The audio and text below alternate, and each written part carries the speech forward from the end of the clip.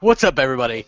Welcome to Xbox Nation, the podcast that Xbox fans listen to, and probably a lot of Sony fans as well, because I'm unbiased and I keep it real, and there's no particular love for either Xbox, PlayStation, or Nintendo. We're all pretty unbiased, and we just like to talk gaming. How are you guys doing? It's May the 4th. It's pretty nerdy. It's Star Wars Day. I did a Star Wars review earlier today. There's a lot of Star Wars content on sale all around today, so you guys should check it out. I know, Wolf, you bought some. What'd you get? Because your Xbox One is broke, right, Wolf? Yeah, my Xbox One is broke, unfortunately. But I've been, banging on that 360, and I've been playing a lot of games on there, man, including The Force Unleashed 1 and 2. Now, The Force Unleashed 1 was really good. 2 was short, but I still liked it. But yeah, those are both really good, pretty good. You can't really complain. $5 each, man. AAA games. That's great, and the DLC is all on sale and stuff like that too. We got a full house here today. We got Mooch. What's up, Mooch? What's up, buddy? Ready to get into some TFLOPs? Oh yeah, we got all the TFLOPs, baby. That's what I'm talking about. Them Sony fanboys are sweating today, man. They're sweating. They're like that preacher who cheated on his wife, and now they're trying to repent in front of everybody to keep all that money. They're like a 6-year-old. They're like, nah. Yeah, that can't be true. It's impossible. No, we got Rand. What's up? Just taking the day out, descending from the gaming heavens to absolve all my gaming brothers and sisters of their sins. He died on the cross. Yeah, Mooch is my Judas. Oh, that's brutal. Yeah. Brutal. I had a knife in my back, says otherwise, Mooch. Just give him back sanitary. Give him sanitize those knives. Here at Xbox Nation, we're blasphemous and we don't care. We have Iron Wolf. He's back with us this week. What's up, Iron Wolf? Hey, what's up, everybody? Great to be back. Let's get it. That's right. Hashtag motherfucking facts. And we got Hell Hammer. What's up? Not much. Not much. He's a man of few words. Yeah, just about ready to go and take it to some of these TFLOPs over here, along with Mooch and everybody else. Hell yeah, TFLOPs. It's all about the TFLOPs today. Unfortunately, I didn't. Nobody even talked about these things the last generation, or but now it's a big deal. We got GKB. What's up, bro? What's up, crap, man? Thanks for having me on. Ready to talk about that 10 or 16 TFLOPs, whatever. 16, 40 man. TFLOPs, 42. Man. Reach for the stars. 40 TFLOPs. Yes, 40 TFLOPs now. I heard it was 128, but wow. I heard that you had to sign. You literally had to sign over your firstborn to Microsoft to get the system. Jesus, it's only like $200, man. $200? They're taking a loss on that. You have to get a license though first from the government. It's a supercomputer. That's true. That's true. You have to do that with the PS4 in Japan, I heard. I can only imagine what, if the Xbox, whatever it is, has that kind of power, man, they probably will sell at least 10 over there. At least. At least 10. At least 10. You mark my words. I'm betting at least 12. No, my bold prediction is 10 of these Xbox Next will sell in Japan to actual Japanese folk, not the U.S. American station there. I'm talking actual Japanese people will buy this thing. 10 of them at least. And that doesn't...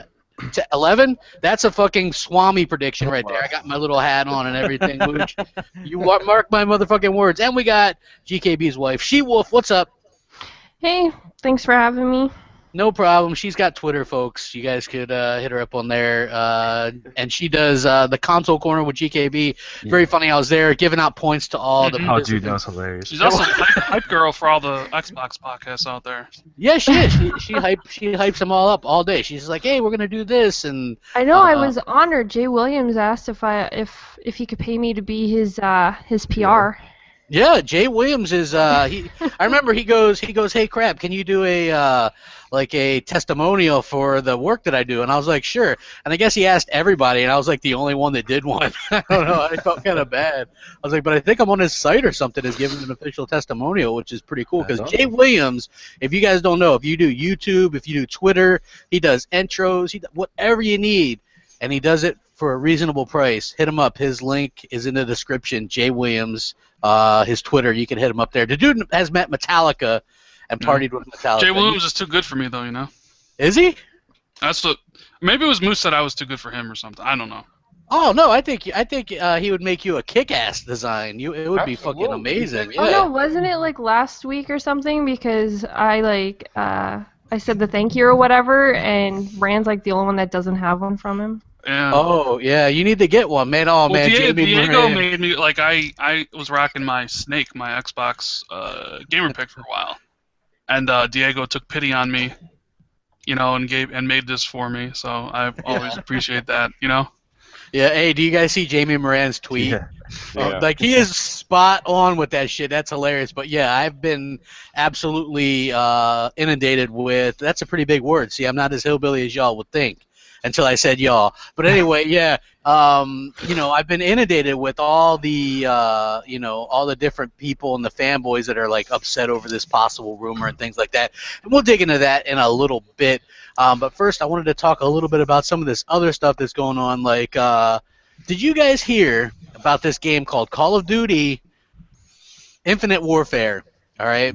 Never heard of it. Yeah, they released the trailer for it, and this thing has more dislikes, I think, than likes. Yeah. I never seen anything like it since Microsoft's like I remember their Come Play or whatever trailer. You guys remember that? It had like the Titanfall. It was really good. It had like the zombie who's like come play, and then his hand falls off. It was really good, but there was like so many dislikes on that thing. Does it It's have as like, many dislikes as that Ghostbuster trailer, the new one? I think it has more.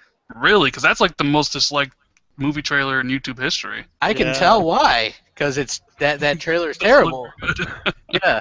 But the funny thing was like I'm watching the trailer for this Infinite Warfare, and like it's funny because everybody's like, "Oh my God, it's gonna be boots on the ground," and you're watching the trailer, and I'm like, "Boots floating around in space? What do you know what I mean? What are you guys doing? You're getting further and further away from boots on the ground." Technically, your boots are on the ground when you're flying around in that spaceship. Fuck that, dude. That is like the worst idea I've ever heard. And then finally, when it gets to the last like 20, 30 seconds of that video, then I got chills because it switches over to the Call of Duty 4 remaster, and then you see how good it looks. And apparently, it's like much more than just a regular like up-res or anything like that. They actually went in and did some stuff. But all the guns are going to be the same.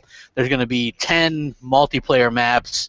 So far, 5 are announced as Crash, Overgrown, Crossfire, Backlot, and Bog. All really good maps. The only one that I don't like and hope that doesn't come back is Block. But Oh man, you're gonna get some hate there. People love that map. that map is terrible. It's like a sniper map, and if you're just like a non-sniper, then it's not fun. Well, I want to weigh in on something because we've all been saying these. I've been listening to everybody's podcast, and I think we even talked about it in last week's Crossfire. We've got to really break down what's happening here, and I have to do a sales pitch to you guys, and I wonder if you guys are actually going to bite. I don't think you'll bite today, but I think you might eventually. I think we got to kind of vote with our wallets here, okay? So what we've been saying for the past 2 or 3 years is I'm sick of the way Call of Duty's going. I don't like what they're doing. But remember, games are in development. Even though there's a three-team rotation, they're still in development for a few years. So what do they do when they find out that each year there's a decline? Each year there's a decline. If you don't believe me, go to the Call of Duty official YouTube and watch the release trailer for the past 3 or 4 Call of Duties, and you'll see the numbers decline. And then you'll also see the decline in thumbs up, thumbs down. Now, hear me out. Where I'm going with this is this year, for the first time, the thumbs down is heavily outweighing the thumbs up. Basically, people are saying, I'm sick and tired of what you're doing with Call of Duty. But what I know, and you all know, is everyone's still going to buy it because of Call of Duty 4. So what I'm asking is this. We all know 2 things are for certain. Call of Duty 4 Remaster will be available separately at some point or another. That's as sure as shit. They're saying no now because they have to say no. The other thing that we know is if we start to vote with our wallet and not purchase the $79.99 and up purchase, eventually you will get your boots on the ground. You do not need to go spend $80 to get this. You can spend probably $30 or $40 down the road a month or 2 after Christmas, or right after Christmas you'll probably see something where you can get Call of Duty 4 remastered independently. Where I'm going with this is this. You may go, Mooch, it's okay, we're okay with it. That's fine. So next year when we get, Call of Duty Heading to Mars, maybe then, we're gonna get we'll get Modern Warfare 2 remastered for $80. So not only are you getting literally ridiculed in your own home because you don't like the product, but now instead of paying $60 for something you don't like, now you're paying $80 for a game and listen, let's be honest, they're just touching the game up. Okay? They're not spending thousands and thousands of hours by detailing the brickwork on the side of these pictures we're seeing. Actually, there are some bricks that are on there now. There are some bricks. Okay, Yes. so I mean, if you guys feel like $80 for a couple of bricks is worth it, I can't come in and actually. Well, maybe I will just show up at GameStop and slap the wallet out of your hand. But what I'm saying is, I just want you guys to think about this as we keep talking about it on all the podcasts. Mooch, I mean, you're not wrong here, right? Well, let me explain to you why you're wrong. Mooch, while I say this, I'm gonna turn my back to you so you have an easy target. Yes. I said this on TXR. Yeah. I think the trailer is great. I'm excited to play the new Call of Duty this year. I am a sci-fi nerd. I love sci-fi shit. I watched it. We all know what sci-fi does to you, Ran. I know. Right. Yeah. But I'm just saying, I didn't play Black Ops 3. I played every Call of Duty. I didn't play the last one. I had my year reprieve. I'm like, all right, like I'm not feeling down on Call of Duty. Plus, I've never played Call of Duty for the multiplayer. I've always played it for the single player. I like the single player. I look at it as like a Michael Bay movie. It's fun, exciting. You get really cool like set pieces and stuff. So like. Fucking outer space, fuck yeah, give me that shit. I'll pay $80 for it, no problem. I already, you know what? I already fucking pre-ordered it. I already spent my $80. You know, with him talking about the campaign, I actually was rethinking all of that and how we haven't actually got to see exactly what the campaign is. The trailer we saw, we don't really know if that's more or less all multiplayer kind of stuff or if it's also campaign. You know, it was kind of a mixture of everything, and it was a very busy trailer.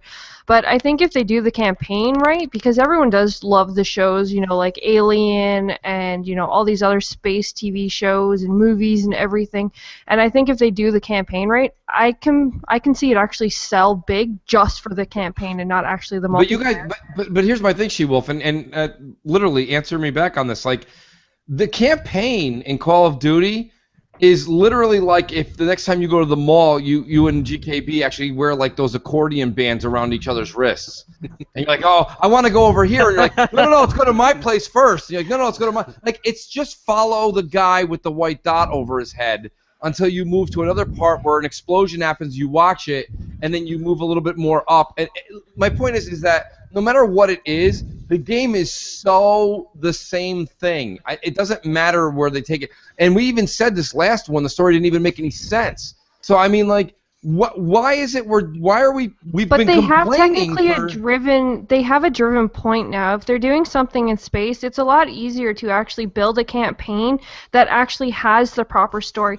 Black Ops 3, that story seemed to be all over the place because they were trying to create a human who was also like a cyborg who was also like stuck in some memory warp thing. Hold on, wait, you understood that? I didn't. What? And just to think, we just figured it out. It was months later. 3 years to make that game. And well, what I would like them to figure out is, can they figure out to create a new engine? Because the game, not to sound like the DICE developers, which I think were out of line. But I mean, I think they were out of line, unprofessional in how they did it. But let's just be honest. This is one of those types of situations a lot of times in life where you're like, that guy or that girl should never have said that, but they were right. And, you know, I mean, how many more years are we going to... It's the same thing. I mean, it's... You can't get more the same. But what if it's not, though? What if this campaign isn't, and they actually drive it to something more productive? They would have shown that already. They would have already shown you something different. See, Mooch, what you were saying earlier on, Mooch, when you were talking about we should, you know, talk with our wallet, you were onto something, because do you remember when Activision, they announced Destiny, The Taken King, and people were complaining about it because you had to have vanilla Destiny with The Taken King. That's right. People wanted to buy that shit separately, just the DLC alone. Right. They should do the same thing with this. The more you complain, then they'll eventually just give us Modern Warfare. Exactly. I mean, that doesn't mean I'm encouraging us all to grab, like, you know, picket stands and stand outside of Activision screaming, or, you know, I mean, but my point is that, like, I just think that I've been on many a podcast. We've been talking about this for 2 years. All of a sudden, they throw in a what was it, 2009 game with some enhanced bricks, and we're like, take $80. 2007. Yeah, take $80. I don't even want to give you 60. Take 80. I wanted to throw 150 at them. But crap, all the things that you preach and the things that you stand for, I understand that you're a fan of what's coming out, but at the same time, we have to understand we have to step back and look at what we've been saying for 2 years. Oh, I understand. I'm a big fucking hypocrite, man. I take that. Come on, Call of Duty in space. That sounds awesome to me. I don't know. I think it sounds terrible, Rand, to be honest. Out of all the missions, you know what, if this was all the missions, you're only going to get 2 or 3 in space, Rand. The rest are going to be running around the Pentagon. No. If this was the first futuristic Call of Duty, I wouldn't mind, but this is probably the forefront. Yeah, exactly. I mean, if you're arguing that the trailer is misrepresentative, and it's really not Call of Duty in space, and you're on the Earth more than you are like flying around in space and doing like zero-G stuff, then I'd agree with you. But you're not flying around at all. And when they took into orbit, okay, it looked like fucking Star Fox 64. They said that you fly that's not on rails. Like you're actually flying that thing. No, that's fine. That's fine. It's not on rails. I'll give you that. How can you fly that in Call of Duty, but in Battlefront you can't? I don't know. The developer simply said, like, there was this one quote I read on TXR. It was like, the developer said, you could be on the ground fighting the war, call in your Jackal, which is the airplane, hop in that plane, take off, fly all the way up, out in outer space, have a dogfight with other ships and stuff in outer space, fly back down to Earth, land on the aircraft carrier, get out of the, your plane, go into the command booth and move on. I mean, to me, like I said that on on Monday's podcast, like that sounds like fucking next gen. The ability, and I know Star Wars Battlefront 2 did that, but like the ability to like travel from Earth to outer space and then like have battles that aren't like sectioned off by loading, like if it's one seamless kind of thing. That sounds really cool. Actually, to me. Battlefront 2 didn't do that. What they were doing with Battlefront 3 originally on the PlayStation, that had the seamless things where you take off on the ground and then can go into space. Right. And I mean, here's the thing. I think that this futuristic shit's probably is a bit overplayed, and I thought the trailer looked awful. But I will say this at the very least. I mean, I don't plan on personally picking up the game. I'm gonna wait and see what. He doesn't have to since we game shared. But I mean, honestly, though, I would pick up a copy either way. Though, if it was a game I was super interested in, I am interested in the Call of Duty remaster, which is the only thing I'm interested in out of it. Right. Yeah. Mm-hmm. I'll gladly see how it pans out, though. I mean, being that this is a game that's only if the real Call of first Duty next gen one that's not cross gen. And look, if the real Call of Duty fans, the ones that like really love because I don't give a shit about the franchise. I just enjoy. The sci-fi setting has me like happy, right? But like, if the real Call of Duty fans are really disappointed, like with the direction of the series, then do what Mooch said. Like, there's no like your vote is your fucking hard-earned money, and if people get band together and decide, we're boycotting Call of Duty or we're not buying it, Activision will listen to that, and Activision will make them change. That's all I'm saying. That's all I'm saying. Because if we all line up and everybody goes and first of all, look at for all of you that, and me included, there's a bit of nostalgia in me for this. If Call of Duty 4 Remaster is what you really want, it will be coming to you. You're gonna have plenty of multiplayer games to play this fall. You don't need to go pay $80 for this. Right. The other thing is this. If you guys go and give the $80, just be prepared. Be prepared. Next November is Call of Duty Heading to Mars and Modern Warfare 2. Dude, that sounds awesome to me, man. I'm going painful. Total Recall on Mars? Can we that's awesome, man. I want to hop in real quick, but go ahead, JKB. I thought the trailer was dog shit, to be honest with you, with Infinite Warfare, but I did. At the end, I love Call of Duty 4. That's like my favorite one of all time. But I gotta drop some knowledge on you and go back to Mooch's point about let's go with our wallets here. And the casuals and everybody's gonna talk with their wallets, and it's probably gonna be the most sold Call of Duty of all time because Call of Duty Warfare. It's like me and JKB switch plates. Usually I'm the one that's like, all right, it's fucking dog shit. I'm gonna tell you why. Here I am like, no guys, it's really cool looking. Yo, is this still on the old Quake engine, by the way? Yes. It will be on the Quake engine until we all die. No, but if it's still on the Quake engine, then this will probably hit on the 360. It's not. They said it's not on. It's not on last gen. Maybe not by them, but from another studio, maybe. No, they said it. They already said not coming to last gen. Yeah, if you look at it, remember how bad Black Ops 3 did. Because they're still working within the parameters of the old, API. Just look at the graphics on that. It looks terrible.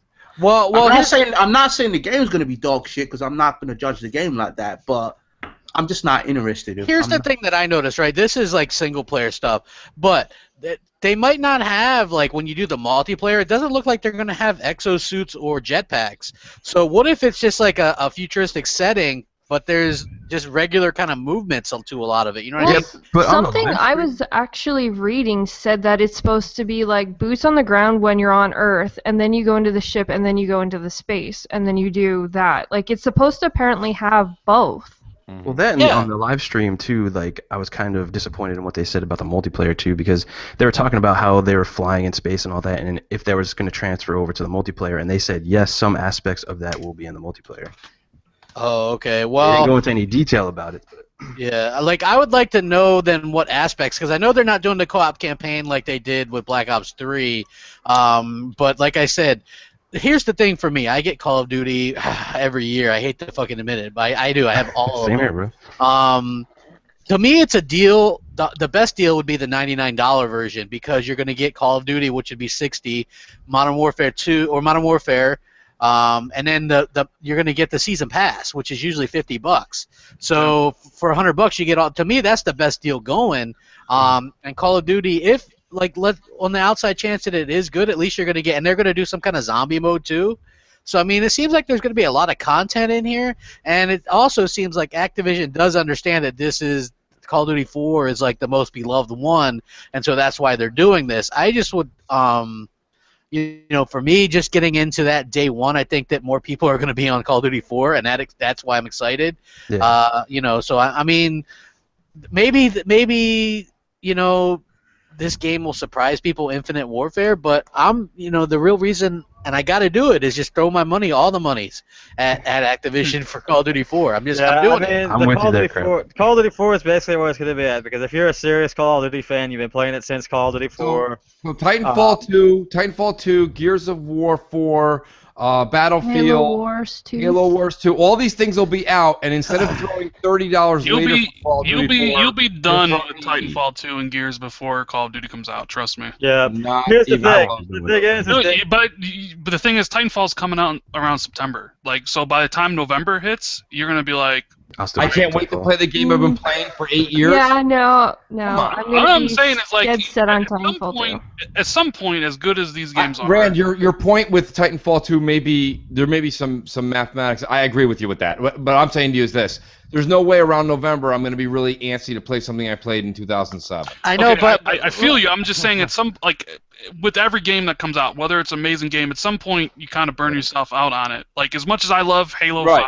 Like, I can only play it for so much. But I'll just say this real quick as well, as far as my understanding and my take on this. Call of Duty 4 is the pinnacle. I didn't really like first-person shooters until that one. No. I mean, I like campaigns. I'd already played Halo and all that stuff, and it was great. But as far as anything else, and yes, I'll be playing Gears 4 a lot because I have a squad with that. But Gears is such a focus type game where you just have to be fucking locked in. Call of Duty 4 isn't like that for me. Call of Duty 4, I just, once I get that 5 kill streak and get my planes, I'm good, man. You get that first chopper, you kill yourself, so your kill streak resets, and then you don't even have to think. The main thing you gotta look at too is this, right? Like, Call of Duty 4 is by far obviously the most popular one. Everybody's been waiting to replay this with better graphics or upgrades or better graphics for years. Better graphics. And you gotta look at it too. Look at it. Okay, so I mean, you look at it. This is all fine and good. A lot of us are all here, hardcore gamers. We do our research and that sort of thing with everything we do. But then you look around, like the people that's in our gaming clan, and they're gonna be like, "Oh my God, Call of Duty 4, finally something to play online." Yeah. I mean, that's just how it's They did actually say that there's going to be dedicated servers with Call of Duty 4. Well, I want to weigh in on this a little bit here. When it comes to Call of Duty 4, a lot of people who have been wanting this game so badly are going to probably jump on it because it's supposed to be somewhat of a same remaster as Gears Ultimate Edition. So people are going to end up buying this just to actually see the big, like, what's different, what they can notice that has been changed. And I think that alone, with the pictures and the screenshots that they're releasing, is going to draw people in, and they're going to end up buying it first day because of that. Yeah, well, you know what the funny thing is? Like, my friends message me, ones that I haven't even seen in a while on Xbox.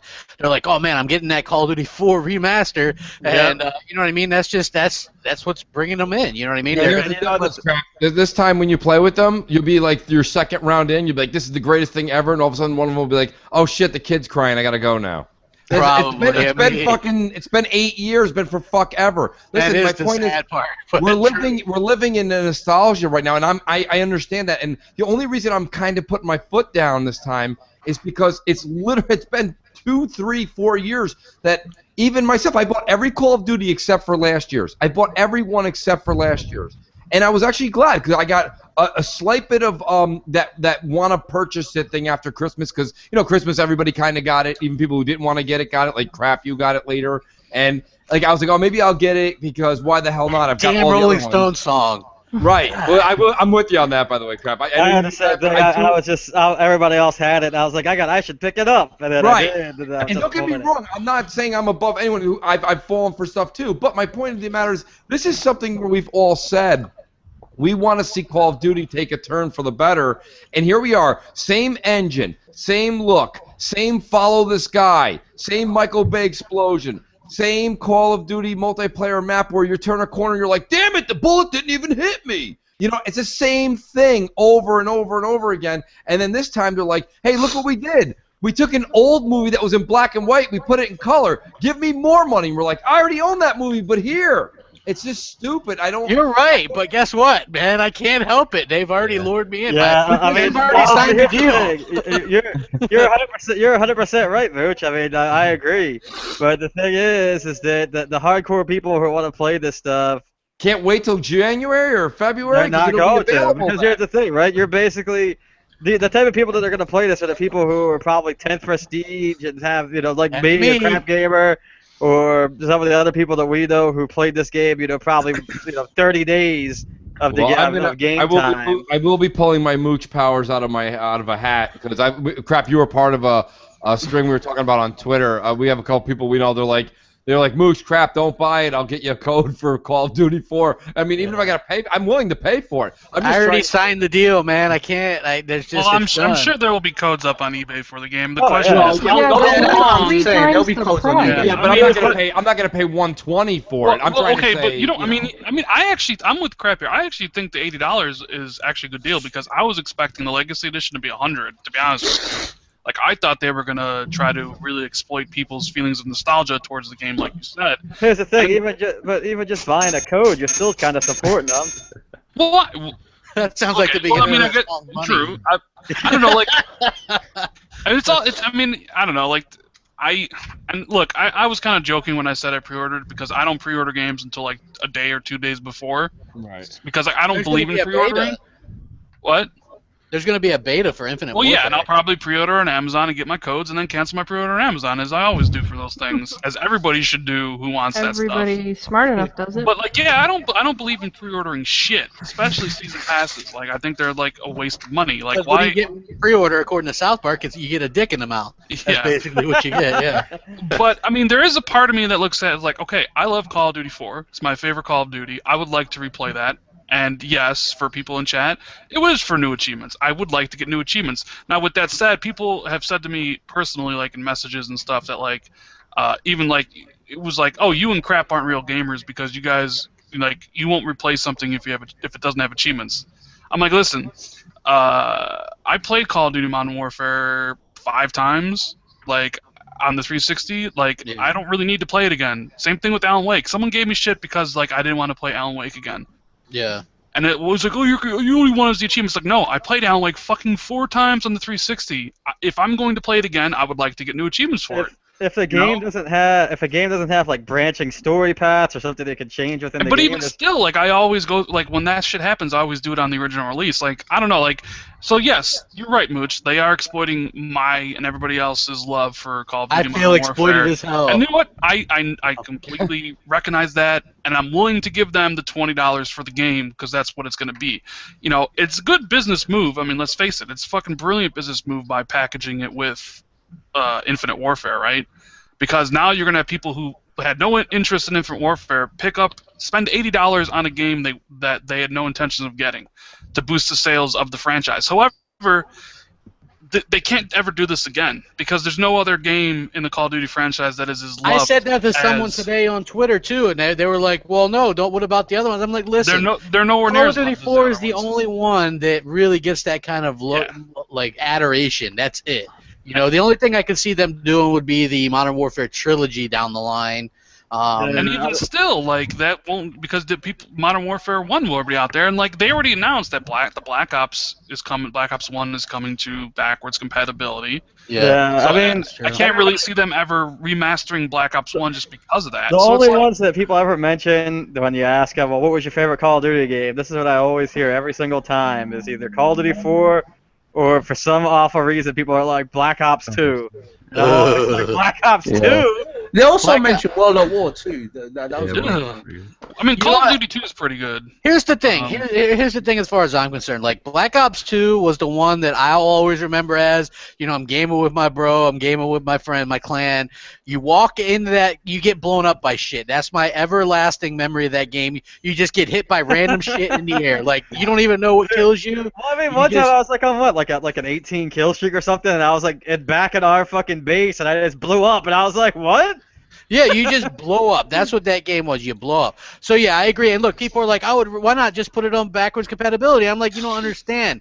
That's not going to reinvigorate the life of of that game. You know what I mean? Look, because it looks the worst. I'm not going to lie. I went back and played it. Call of Duty 4 looks the worst because that's basically the Quake engine slapped with some fucking military men. You know what I mean? Like, that is literally a bare bones Quake engine. So I'm glad that they're updating it. They're going to release this thing. This thing is going to have 100,000 players on Xbox. You know what I mean? And I'll even go so far to say I'll probably go all the way to 10th Prestige on the fucking thing. Yeah, that's what I'm saying. There's going to be more people playing Modern Warfare day one than there will be Infinite Warfare. I can almost guarantee you that. And Activision doesn't even care. You know what I mean? Like, they don't. They address that. They're like, well, we think, and they were right with this, right? They said, look, Call of Duty 4 is going to bring back those people that have the nostalgia. Right? And then there's always the people that just want the latest and greatest thing with a lot of new stuff in it. And they're right. Look, I haven't played hardcore in Call of Duty in probably 4 years, 5 years, right? Because they got crappy with the multiplayer and weird. This will give me a reason to go back and play Call of Duty again. And maybe, who knows? Maybe Infinite Warfare is great, and I actually do like that. You know what I'm saying? Like, who knows? But that's what they're going to get. They're going to get a lot of sales. It does make me wonder, though, how they're going to make up for, like, if you have, say you have half the people playing Infinite Warfare and half the people playing Modern Warfare, right? It makes me wonder what Activision is going to do to make up for the loss of revenue from the supply drops they're not selling on Infinite Warfare, as well as the season passes they're not selling on Infinite Warfare, unless they are going to be secret and sneaky and actually do a season pass for Modern Warfare for the other maps they're not doing. Since they're only releasing 10 of the 16 maps, I can see them doing 6 maps as a unless they're forecasting that that they're going to sell so many $80 versions of the game that it's going to make up for the revenue that they're going to lose on the other end of it. I don't know. Activision, you know they're going to sell a DLC. They're probably thinking that people are going to do like what I did, which is fork out the $99 for the fucking DLC so they're thinking they're going to get more money up front, which will offset the loss. Yeah. I mean, you might even see them. I mean, I'm sure that they said they haven't changed too much, but I'm sure you might even see some new maps for fucking Call of Duty 4. I would doubt. What if they put some of the Call of Duty 4 maps in Infinite Warfare? I mean, whoever knows, you know what I mean? Like, that seems like something.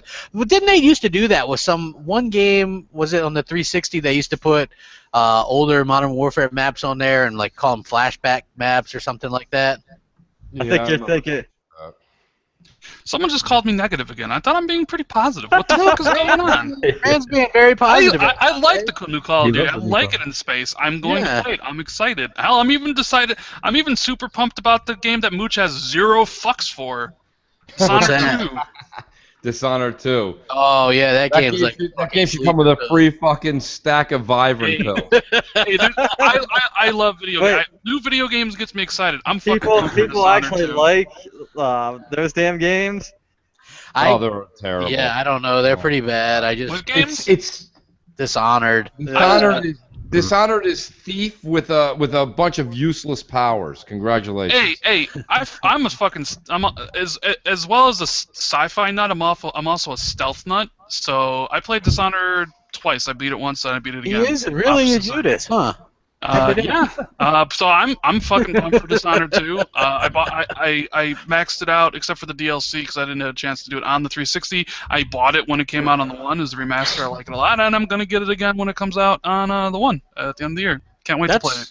Yeah, well, I mean, look, you're happy you're finally getting some games you like. I'm kind of in the same boat. I'm really happy because this year it looks like we are getting a lot of games. Like you said, Titanfall 2, Gears 4, Call of Duty 4, the greatest first-person shooter ever, the one that I am gonna bow down to. That's I'm gonna maybe get a framed copy of it as well. I don't know. Just to me, that game is everything. I can't wait. I'm bubbling over with excitement. I know that it's nerdy as hell, yeah, whatever, but I'm just really excited for it. And Mooch, you talked about this earlier. The Battlefield video editors really trashed the Infinite Warfare trailer, and that's kind of unprofessional in my opinion. And I'll tell you why I didn't like this.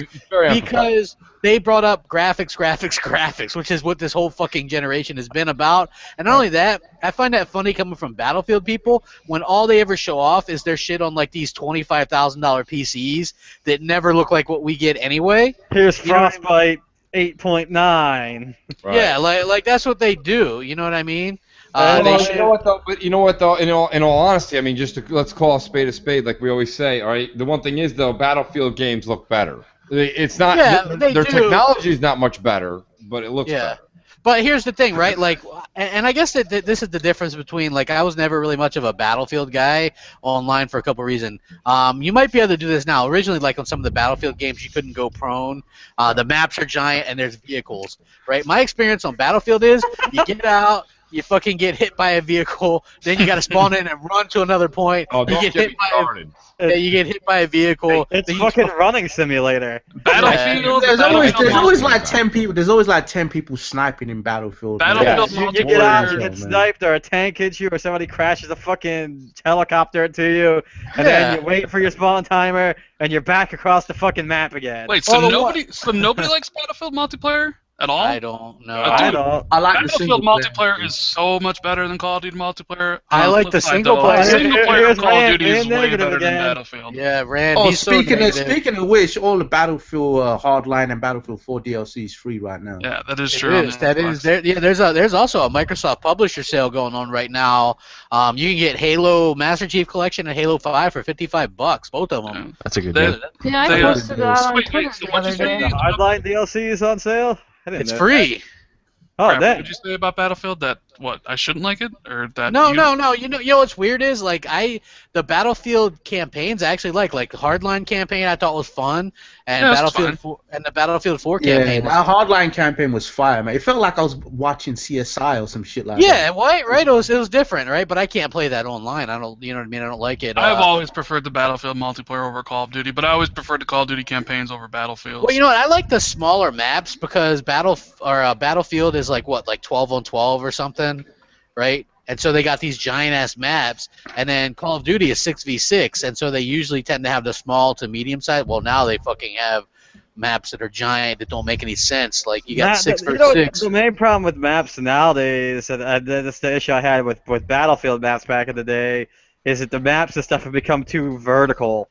They've become there's too many places upstairs you can go to.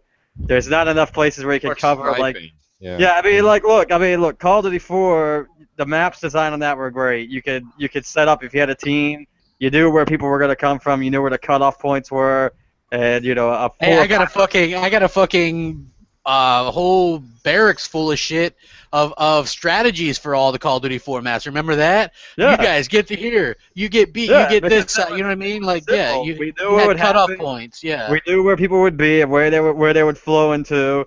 And 4 or 5 people, and it just came down to your gun skill at that point, who could fucking outgun who. Now, anything past, I'll say if Modern Warfare 2 even had that, but anything past that, a lot of that stuff was just less about that, just kind of more randomness, Yeah. And for anybody out there who's pissed in the direction that Call of Duty's going, like Mooch has mentioned, as well as GKB. If you want to support a return to boots on the ground, then you should probably pick up Battlefield 5 because it's going to be alternate history, World War II or World War I. I'm not sure, but it's definitely boots on the ground, one of the World Wars, but alternate history style, like a la Wolfenstein. So there's also a new. There was one that was funded on Kickstarter, a World War II shooter that's using, I believe, Unreal Engine. That I got. Wasn't that like 1944? It's from the developers of the game that was free recently, that puzzle game. The name Numa Breath of Life. It's from those guys. Well, I mean that could be good. It could be cool. Guess. No, I mean people played it at one of the Xbox events. Said it was good. Yeah, I mean that could be interesting. Yeah, it's multiplayer only. Yeah. No, they said if they hit a goal, they were going to have a single player though. Oh, is that one of the Kickstarter goals? Yeah, one of the Kickstarter goals.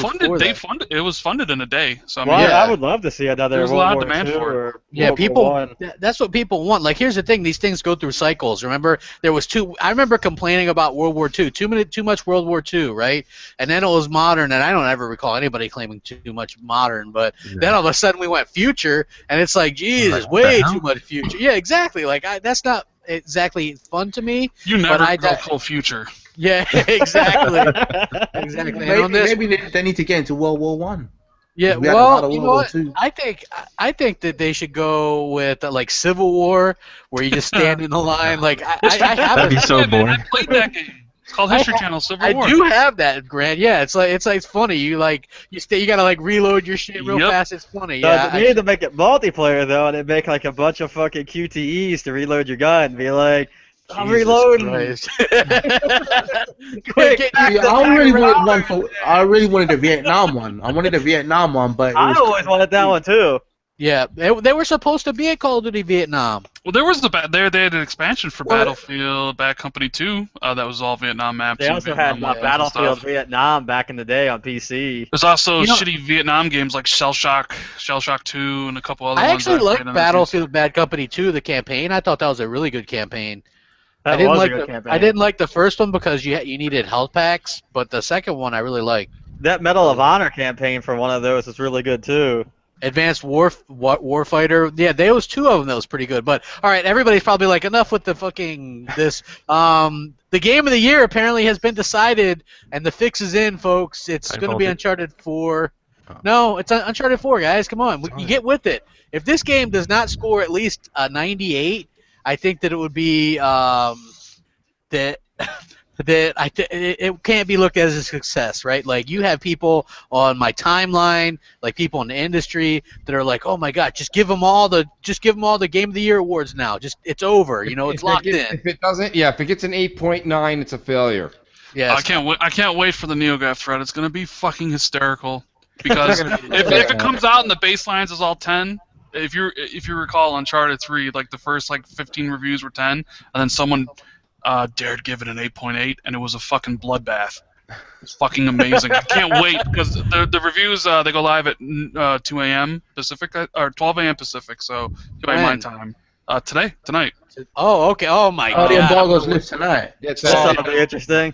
Yeah, so I'm gonna end up with so many fucking tweets when I wake up, like. What happened when Ratchet We're gonna have to check in with Mooch, man, tomorrow morning. If it's going well, you're gonna have a lot of people who are like, "Yeah, in your face, Crapgamer." Watch it knock out like Ocarina of Time. Yeah, this game is gonna hit. This game's gonna hit no lower than a 93 and no higher than a 96. It'll be in between that. Mooch, take a Valium tonight, like. Calm down. Just breathe. Listen, I knew it was going to be good. Listen, I like Uncharted. The only reason I have a PlayStation in the house is for Uncharted, so I'm getting it. But my point of the matter is that it's. Look, it's getting 10s, and it's getting 10s. It's going to get 9.5. It's getting these numbers because it has to, because it's got a name. It's almost like how do I say it? There's not many times that Scorsese's been up for a nomination and didn't win. He wins sometimes just because of the name. And that's what's happening here. Because you think it's the Metal Gear 5 thing, like with that? Yes. Because you know what? I was one of the ones that called that out, right? I was like, Metal Gear's only getting a good review because it's Kojima and Konami's fucking him over. Right. Like, I heard that Konami was so strict with some of the reviews that people had to play it like there in front of them. and like only do like certain levels. That's or how the whatever. Battleborn It was a reviews went. scripted thing, and you had to sit there. They had to like watch you play it. Like if you tried to wander off a path or something, they'd be like, no. I didn't even have to know anybody that had a copy. All you had to do was go to that Kind of Funny Games with Greg Miller. And today around 6:30, he launched a video of the unboxing of the Uncharted, like the Legacy kit. You know, the one where you get the game and the statue. And you could see the shit-eating grin on his face because he's talked to every single person. So well, Mooch, didn't you bought Metal Gear, right? No, I bought it and then I returned it for I bought another game. I did not. I never opened it. Oh, okay. Because I remember you were like, I caved into the peer I did, pressure. and then I just brought it right back, and I picked up a different game. I was like, here's the thing you're dealing with, Mooch, and let me know if this is kind of it. Like me and you are both the same way, right? We're not exactly thrilled with the way Sony has been with the PS4 this generation. They're not giving us any games, right? Like any AAA games that are known. Like people go, oh, they have games, and then they'll proceed to name like these fucking weird. Man, fuck you guys. They have fucking indie number 538 and exactly. You know they've got Persona 5. Witness. Yeah, they got Persona 5 and The Witness and Neo and shit like this. Okay, right? And I'm like, okay, that means like jack shit to me. You know what I mean? How come? Well, last year we heard about Bloodborne for a year and a half. Hey, so now Ratchet we and can talk Clank's about supposed to be Uncharted for a really year. good. Hey, Ratchet and Clank is really good. I will give it that. But guess what? That's Great just remake of an old game. Yeah, it is. It's not a Look, remake though. It's just a reboot of the first game. That game Based on the almost, game. that game almost sold me another PS4, but then I realized I'd rather put my money towards something else. Exactly. But here's the thing, right? So you're kind of like me, like you begrudgingly you like hope that Uncharted 4 is really good, but you're like begrudgingly because you know how it's going to be thrown up that they finally get a good game. Because remember, we had to put up with Bloodborne for what, a year and a half, where they still compare that to everything. You'll never hear the end of Uncharted praise if this thing gets the good reviews like it's supposed to. Oh, it is. I already know it is. I mean, you'll never hear the end of it. What do you mean we'll never hear the end? We haven't heard the end of Uncharted 3. It's the same that's what thing. I'm saying. Yeah, and you haven't heard the end of The Last of Us or any of these other games. So I mean, anytime you bring up anything, Mooch loves The Last of Us. I do like that game. Sony has so many great games that we keep hearing about the same 3. Yeah.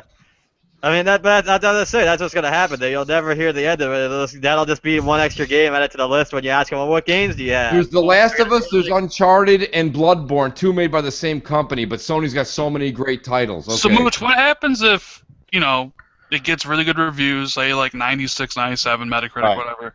You finally get to play it, and you agree, like, this is that damn good. He'll never agree to it. He'll never agree that it is. It's good. I like the first 3. Well, how can I? I mean, I'm open about that. That second one is really good. But you don't like that Druckmann though. No, I'm not a fan of his pompous ass. No, he's a douchebag. Sometimes you got to separate the artist from the work, though. It's hard to when they don't shut the hell up. But it is. Mooch is like, he's full on hot on the deal. He just like, you can just tell he's gonna be like, damn, this is fucking good. I'm gonna have to go and say it. This is so good, but I don't want to like it. Look, first of all, it's not gonna be that good. It's Uncharted. Uncharted is already plateaued. This is actually the decline. Now, this is like when you're on the roller coaster and you're past the part where you can see your house from here. You're already on the way down. So I mean, it is what it is. But I think they're gonna finish it off pretty good. I think they'll be all right. I think, a lot of times, like when you go buy a piece of art and anywhere, you never meet the fucking artist. But unfortunately, with Uncharted, we keep running face first into Druckmann. So, I mean... Hey, Crap, you're going to have to, like, have a webcam kind of, like, faced on Mooch the first time he plays it, so you can actually get his actual first impressions instead of him coming back and saying... Hey, yeah, his is going to be like, who the hell's that guy that did the Star Wars impression where he's crying? Matthew McConaughey. That's what it's going to be like. Yeah, it's going to be Mooch's first impressions of Uncharted. Mooch, I guarantee you do a video of your first impressions, and you're like, it's fucking amazing. People will, like, watch it, and you'll be like... Now, the pony, man. Well, here's the thing. Here's the bummer for me. I'm literally on travel all next week for work, so I won't even get to play it. I'm going to pick it up on the... I'll have it in my house on the 10th. But I won't actually be playing it till the 15th. I don't know, Mooch. I just found Uncharted always overrated, in my opinion, man. It is a little overrated, but remember something. I'm not saying it's a bad game. I'm sure it is a good game. I enjoyed 2. 3 was okay. The mechanics are awful in all the games. They're awful. The multiplayer is the worst. But it's a good casual game though. It's a good casual game, and I think it's one of the best Sony has to offer. It really holds your hand for you, so it is good in that sense. Yes. Don't forget, guys. This time you're getting 1080p glossy mud too, so that may be worth a couple extra dollars. Just think of what they're holding back for the Neo mode. Oh my gosh, the Neo mode's gonna be fire, guys. I mean, what are they holding? Think about what are they holding back? They're holding back greatness, man. I know. So what are your opinions on the free DLC that Uncharted decided to release? Hey, that's a good segue. But is that campaign based or just multiplayer? Multiplayer based, yeah. They are doing not that many people give a shit because people play Uncharted for the campaign. Nobody plays for the multiplayer. They do, but I will say that the original part 2 of Uncharted had decent multiplayer. So the fact that they are following in, this isn't a big deal like say Halo free multiplayer or Gears free multiplayer. Right. Like the maps and stuff, like this isn't that big a deal, but it's good to see them to kind of step up and do that. I've never talked to anybody who played any multiplayer. Yeah, but didn't that multiplayer have like powers and black magic and all that other crap? Yeah, it did like to. Me and Mooch and Southbound and Warrior were playing it, right? And then we're like, what the hell's that? And we were like, we don't even know. Just like you pick up some kind of. It's a good trend, though. I like this trend of free DLC, free maps, and modes. It is because it keeps the community together. At least, you know what I mean. Like you're not segregated off into whoever bought the maps versus who didn't. Kind of like with like Battlefront. Which, by the way, if you have Battlefront, log in and you get 4,444 credits today. So. Ooh. The thing is, they support the game because they have all these ridiculous microtransactions. Like Halo's got the rec system, Gears has the Gears boxes, and Uncharted has the characters and animations you can buy, which I find all to be completely worthless. So to me, it's perfectly fine. Like I'll never spend a dime on any of that shit because they don't add anything of value to the experience. Oh man, but people love buying skins and stuff. Well, I know they do. If you don't look at something that's ridiculous for that kind of shit, just look over to Counter-Strike Go. I know, but the thing with Counter-Strike like $500 for a fucking but you can get a knife in Counter-Strike that you can then resell for like $30,000 though. So, I mean, you're not going to resell a gear skin that you got for fucking $30,000. I mean, there's no point. What's funny is like this, right? Like I play a lot of Smite, and my buddy Snipes plays Smite a lot, right? And we asked him, we're like, yo, Snipes, how much did you spend on this game? He's like, I don't know, $250? And I was like, good lord, man. It's a free-to-play fucking game, and the character pack's like $30. Don't laugh. So, one of my buddies, who's going to rename nameless, has spent over $2,000 on Neverwinter on the 360. Jesus Christ! What was he buying? I'm just saying. No, the free-to-play model. It's all about capturing those whales, the ones who spend a shitload of money on that stuff, and they do exist. Well, yeah, but that's also like any MMO game out there. Like look how much money people actually spend on WoW or any of the free ones like Guild Wars and all of them. It is a money puller, and that if you enjoy MMOs and the fact that this is really the only real MMO on the Xbox, yeah, you're gonna spend that kind of money, especially if you're a console gamer. Then yeah, that's a pretty big deal to them. Well, yeah, I mean the thing is that that's just how it goes. So I mean it's easy to get caught up in that kind of stuff, especially if you're just having fun on the game, and that's how the free-to-play model works really fucking well, actually. You get caught up. You get caught up playing the game, and all of a sudden you're like, oh shit, I can't do this part because I need either this extra armor or this whatever or this character or whatever the hell it is. And you're like, well, $5 ain't so bad to pay for that. And then next thing you know, you spent like $100. The next thing you know, you're on the fucking corner sucking dick. Wow. Eating money. What there? Wow. Yeah. You guys got any more of that kids? Jesus Christ, man. Speaking of MMO, DC Universe Online is proving to be very popular on the Xbox. Good segue. See, you guys are getting really good. That We're was actually good because I was actually about to make a mention of that. Because actually when I had a PS4, I actually really enjoyed DC Universe Online, but not enough to be worth keeping the console over. Yeah. So yeah, but I don't feel like waiting. It's really hard to get into the servers, apparently. Yeah, it's like 30-minute waits to get into those servers. Well, they're adding servers. They keep tweeting out, hey, we're adding more hardware every day. I guess they didn't really expect that big. Shouldn't they just use Azure? Use the Microsoft Azure server? I don't know if I'm not sure exactly how that works. I guess like when you have an MMO, there's a lot of hot fixing and stuff you got to do. So I think they have to have like direct access to them. Like I'm not sure exactly how that works. I think the issue would be is I think Microsoft still requires if you're doing something on Azure. I'm not 100% sure on this, but they still require like tests and that kind of stuff constantly. Or as an MMO, you need kind of direct to hardware or direct to metal access to kind of to do the updates and that sort of stuff and tweaks. So yes. I mean, no, I'm not saying this because I'm playing the 360 right now, but they should have released it on the 360 too. Because it was on PS3. You're clearly saying that it needs to be on 360. That's exactly what you're saying. Oh, you know what you need to try, Wolf? Try this free game. No, I'm not saying it because I'm playing the 360 right now. I'm just saying it was on PS3, so it only makes sense. You know what game you might like? Defiance on 360. That is a good game. Try it. It's a MMO, third-person MMO. Better than Division. Better than Destiny. It's amazing. It's graphically it's so, but the gameplay on that and everything was really good. That was one of the first games that I played on the console where it actually felt like I was playing an MMO.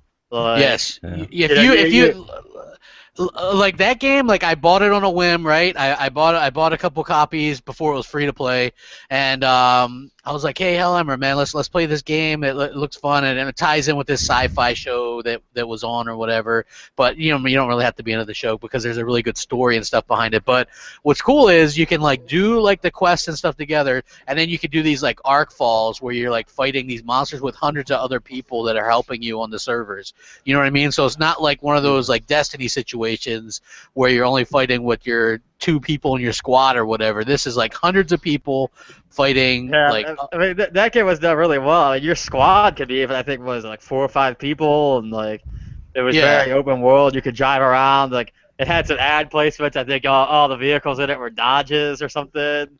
Yeah, you can you have vehicles. Like it's a huge open world. You can even play PvP and all that stuff, like team death if you want or what have you. It's a really good game. Like you should try it since you're stuck on 364-bit Wolf. Like just give it a try and let me know what you think. I'd be interested.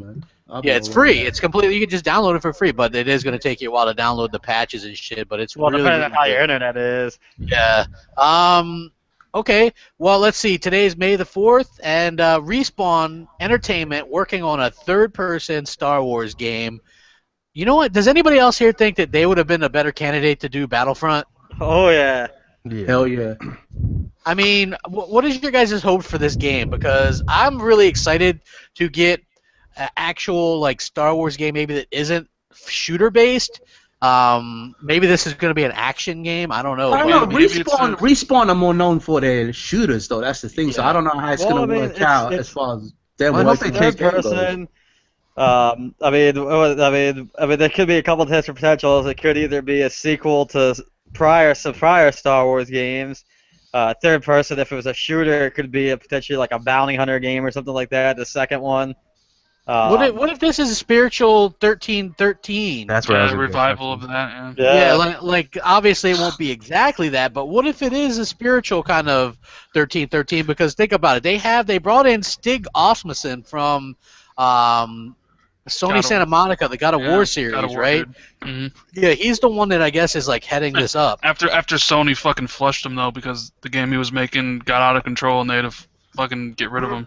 It was too close to Destiny. That was the problem. They were like, hey, let's just money hat Destiny. And, hey, Mooch, where you at, man? You haven't chimed in with anything. VR, Destiny. Sorry. No, to be honest with you, the subjects, this here, I don't, it's too far away. You know, like, everyone's excited. Yeah.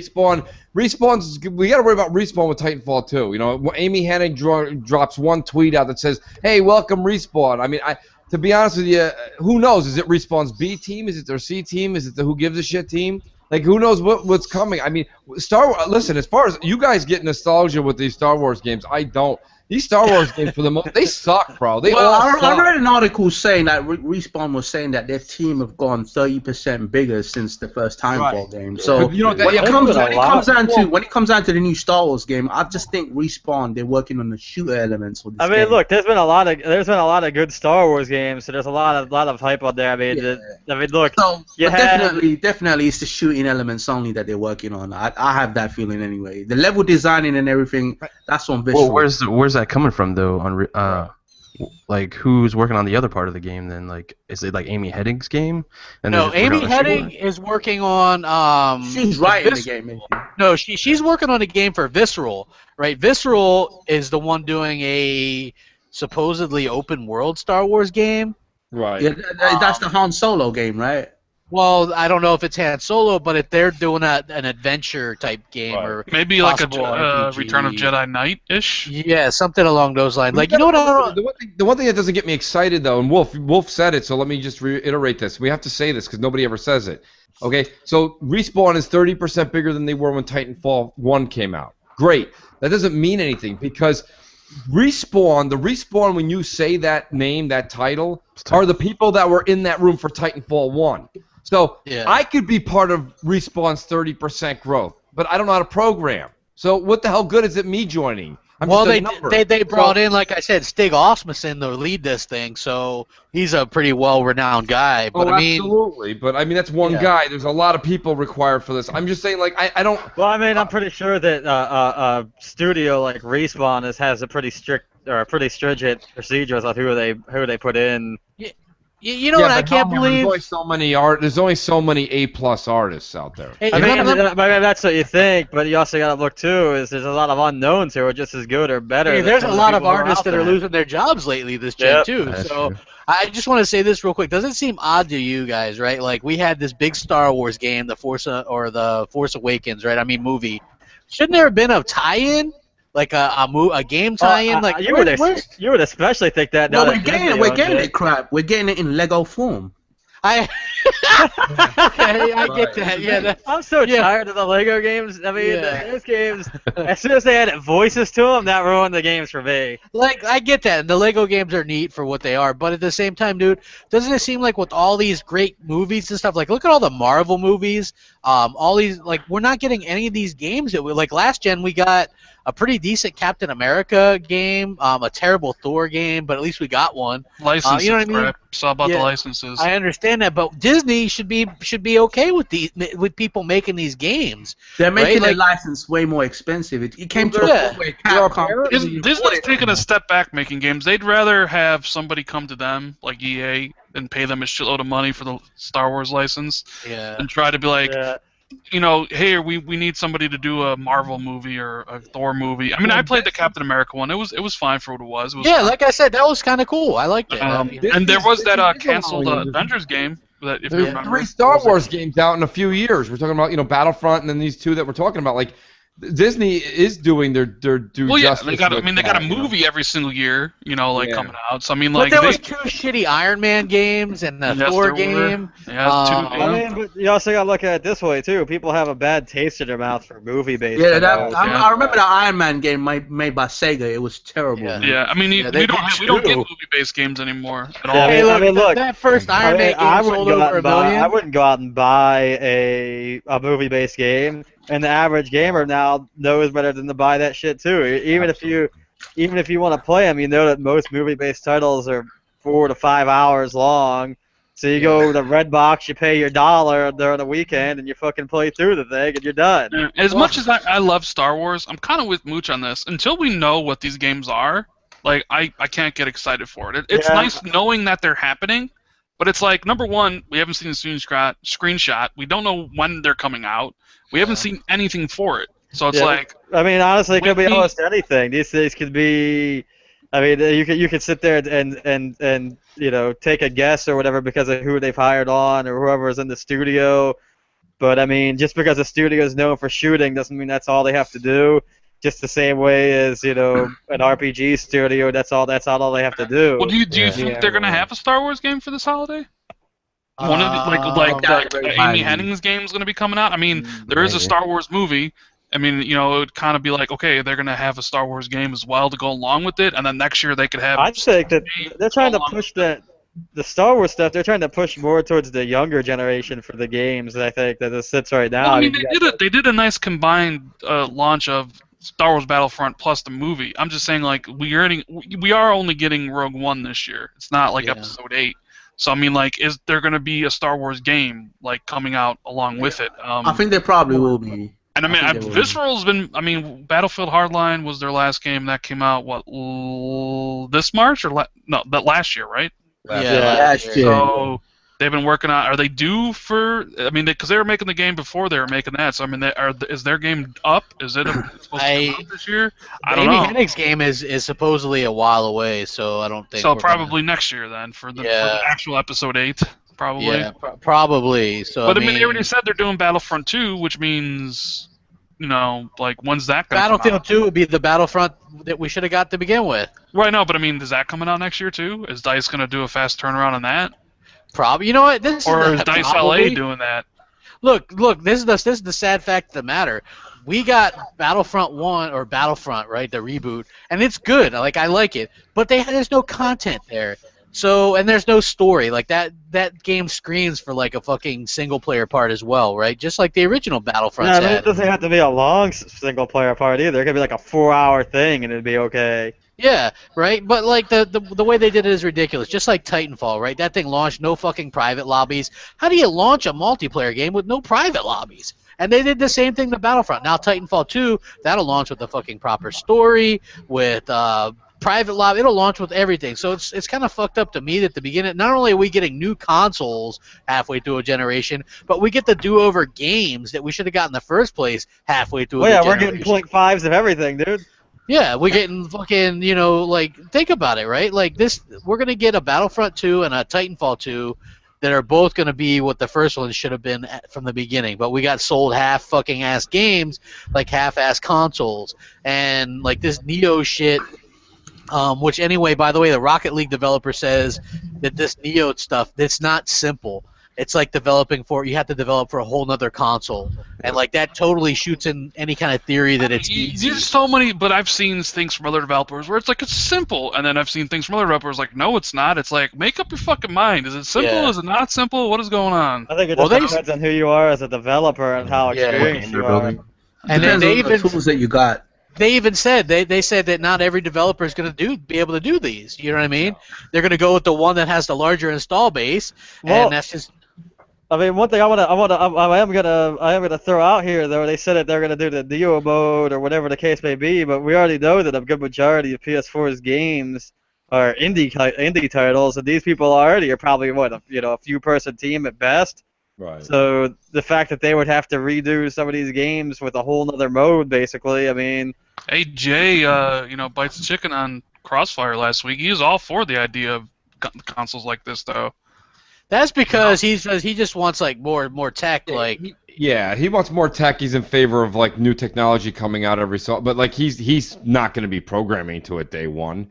I think Yeah. Hellhammer makes a good point, and that's why I said literally anybody that I don't know if you guys watched Game of Thrones. I know Crap doesn't, but last season when Queen Cersei had to walk through and get egged and shit thrown at her, and there's a woman going shame behind her. Anybody that actually goes to buy a Neo in the first 2 months should have that fucking gun behind her. Just quickly going back to the Star Wars thing now. I just really hope if Microsoft were actually smart enough, they would actually lock down some sort of marketing deal and have a custom console made. Because look how big Battlefront, although it was, it wasn't that good and it was underwhelming, Battlefront was huge. There's nothing Microsoft knew this. No, but There's what I'm saying, nothing- Microsoft knew how big Battlefront was, but Right. they were oblivious to the fact. Well, they know don't now. know. I think I don't- Rand and I think Tim. I was talking to them. And Rand, I don't want to put you in the slot. I think me and Tim may have been talking about it. You might have been there. And I think Phil's aware of the strength of third-party deals now. That doesn't mean Especially deals like Star Wars you're talking about. Look, a Right. Darth Vader sticker won them November and December. Think about it. a sticker. It's true. Well, there's gonna be plenty of Star Wars games for them to pick from. It looks like anyway. But to piggyback back on what Mooch was saying about, like, I'd rather see Respawn just concentrate on Titanfall 2 until that comes out. But to speculate on the new Star Wars game, I really hope they take a good look at 1313 and get a game inspired by that. Because that would be I mean, fantastic. they should focus on Titanfall, but I mean, if they just announced today that they're working on something, I mean, it could just be in pre-planning right now. Oh, They're yeah, gonna have for people sure. sketching out the stuff. The other thing is too, guys. This is another thing that we do these shows. We should kind of break it down and explain to the audience a little bit more. Like, I completely know where GKB is coming from, and by the way, that's a good reference point. But literally, a lot of people. So not anybody on this panel, not me, not GKB, not any of us. But like, people do it in the gaming media. They're like, well, we're looking forward to a game like 1313. If you guys will just go to YouTube right now and click on 1313 trailer or sneak peek, there was nothing to it. It was a plane that was crashing down, a lot of boxes, a couple of enemy troopers kind of flew in, and you shot them, and it was like dun-dun-dun. And it was like, okay, but everybody still says, you know what we want? More of that. That is the most generic thing I've ever seen in video games ever. There was nothing that really sprouted out Star Wars in that entire trailer. I agree with you there. It was just a guy behind cover just shooting. The guy behind cover shooting while this Right. plane. I think a lot of people, or at least what I read, anyways, when I said something like that, is something more serious or more grittier, like a darker tone Star Wars game, and not as. You guys not remember as the Star Wars game that was on SNES? It was a 2D scroller, and it was you were Luke, and you just ran across like just Super Empire Strikes Back and Super Return of the Jedi. Absolutely, and that's, you know what? I mean, don't make it a 2D scroller, but that is what really we want out of a goddamn Star Wars game. Just take that and like give us 2016 technology. Like, I mean, this ridiculousness that like Battlefront. I gotta be honest with you, man. I said it to crap before it came out. I own it. It's terrible. That's an awful game. I've never played anything so basic. I mean, my son plays it. I let him play it. It's for the casuals. It's a child's game. That's why there's no like in-game chat. The reason why they did this was, right, and I knew that they would do something like this. Go back and look at Star Wars Battlefront 1 and 2 like on PS2 and Xbox, right? Yeah. Those games took skill.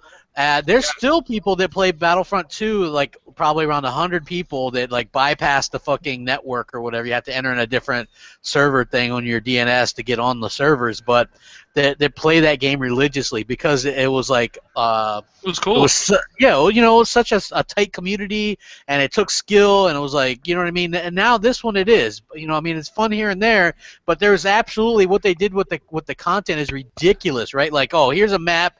Now here's the other side of that map. Now Here it is at dusk. Here it is at sunrise. I mean, that's literally what they're doing. Here's a fucking desert on this other planet. Now we're going to take you to Tatooine, which, by the way, looks a lot like this other desert planet, but it's totally not. So do you think that for the next game they'll adopt the approach that it seems like the first parties are adopting, where it's free DLC, but then you can buy like fucking cosmetic bullshit? I would rather them do that. Yes, I would hope so too.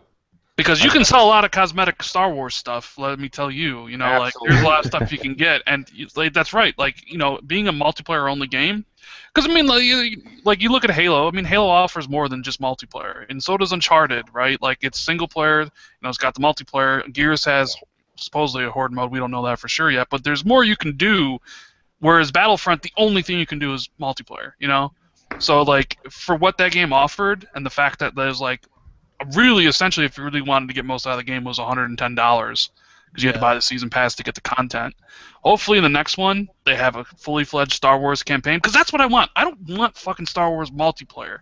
I want a fucking Star Wars campaign of some sort. I want KOTOR 3. I mean, I can't be the only one that like says like I don't understand. BioWare make why the fuck are we not getting the game like as developed? Like, again, this developers got to have an ear to the ground a little bit, right? Like, if you're Activision, right? I know they're not a developer, but they know everybody wants Modern Warfare. You know what I mean? So you don't give it to them. If you're Capcom, people want Mega Man, but they don't give it to them. You know what I mean? If you're BioWare, people want a KOTOR 3. You know what I'm saying? We are not, or a Jade Empire 2. KOTOR 3. I know. Well, I'll never find out what the hell's out on the outskirts of the universe. You know what I mean? Or how Bastille is doing. You know, and that pisses me off because they rushed the game out. That's what LucasArts did, right? They fucked things up by rushing them out. KOTOR 1, brilliant game. Then they switched the developer because BioWare's like, we can't get another game out in a year. And they wanted a game out that next year. And so, who the hell did the second one? Obsidian. Obsidian Yeah, did it. Yeah, Obsidian. And they did an okay job with the time they had, but that game was kind of broken. Dude, and KOTOR 1 had one of the best twists, reveals in games. Oh my gosh, that was so great. Especially you in know the what I mean? time before the internet, so you didn't really know, like, everything, you know, like, we're all dodging spoilers for Halo 5 and Uncharted 4 and stuff. But it was a little bit different, you know, back in the day. Like, you know, you got your news from essentially, like, fucking, you know, your copy of, like, EGM or some shit. You know, so it's like, when you played KOTOR, and spoiler alert, you know, you're playing the bad, well, your bad guy had, you're the bad guy who has amnesia. Like, I was like, holy fuck, you know, like, I didn't expect that, you know. I didn't either. I was like, well done. holy, yeah. And then like you could go either good or bad. You know what I mean? And if you went bad, your face got all gritty and stuff. I mean, She-Wolf, did you play any of that? Because you haven't chimed in a while. Honestly, I haven't really played much of any of the Star Wars games. Oh, that's why you haven't chimed in. You're like, look at these nerds. They're talking about Star Wars. I watched the movies and stuff. You know, if they had video games that had like storylines like that, yeah, I would probably definitely chime into it. Battlefront, I was completely disappointed with. I tried the beta. I was excited at first, you know, playing it and stuff like that. It seemed fun, but then when they didn't have the campaign, especially after, you know, the big Star Wars release movie and how they were all like, oh, we wanted to release the same time as the movie and all this, you really thought maybe to some sort it was going to have something to do with it, but it didn't. It was just... Yeah. completely disappointed, and I've just never bothered to look back at That's it. why they're trying to do the main characters for these new Star Wars films are all female, because they're trying to bring in the female demographic, because females tend to not give a shit about Star Wars. Yep. So it's, you know, that's why it's no surprise that the main character of the new one is a chick. The main character of the one that's coming out this year is a chick. What? A young lady. Misogynist.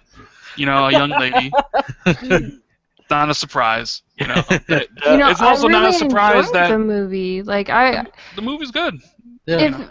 If they would take a game and create it something like the movie, like where you actually have a campaign that's kind of like that, fulfill, and even the fight scenes that we saw in the movie and stuff like that, if you could actually have like multiplayer like that, I think it would be amazing. But again, the game just came out disappointing, and you know, Zaz, who is a huge Star Wars fan, like huge Star Wars. He got a negative million points on your Yeah, he did.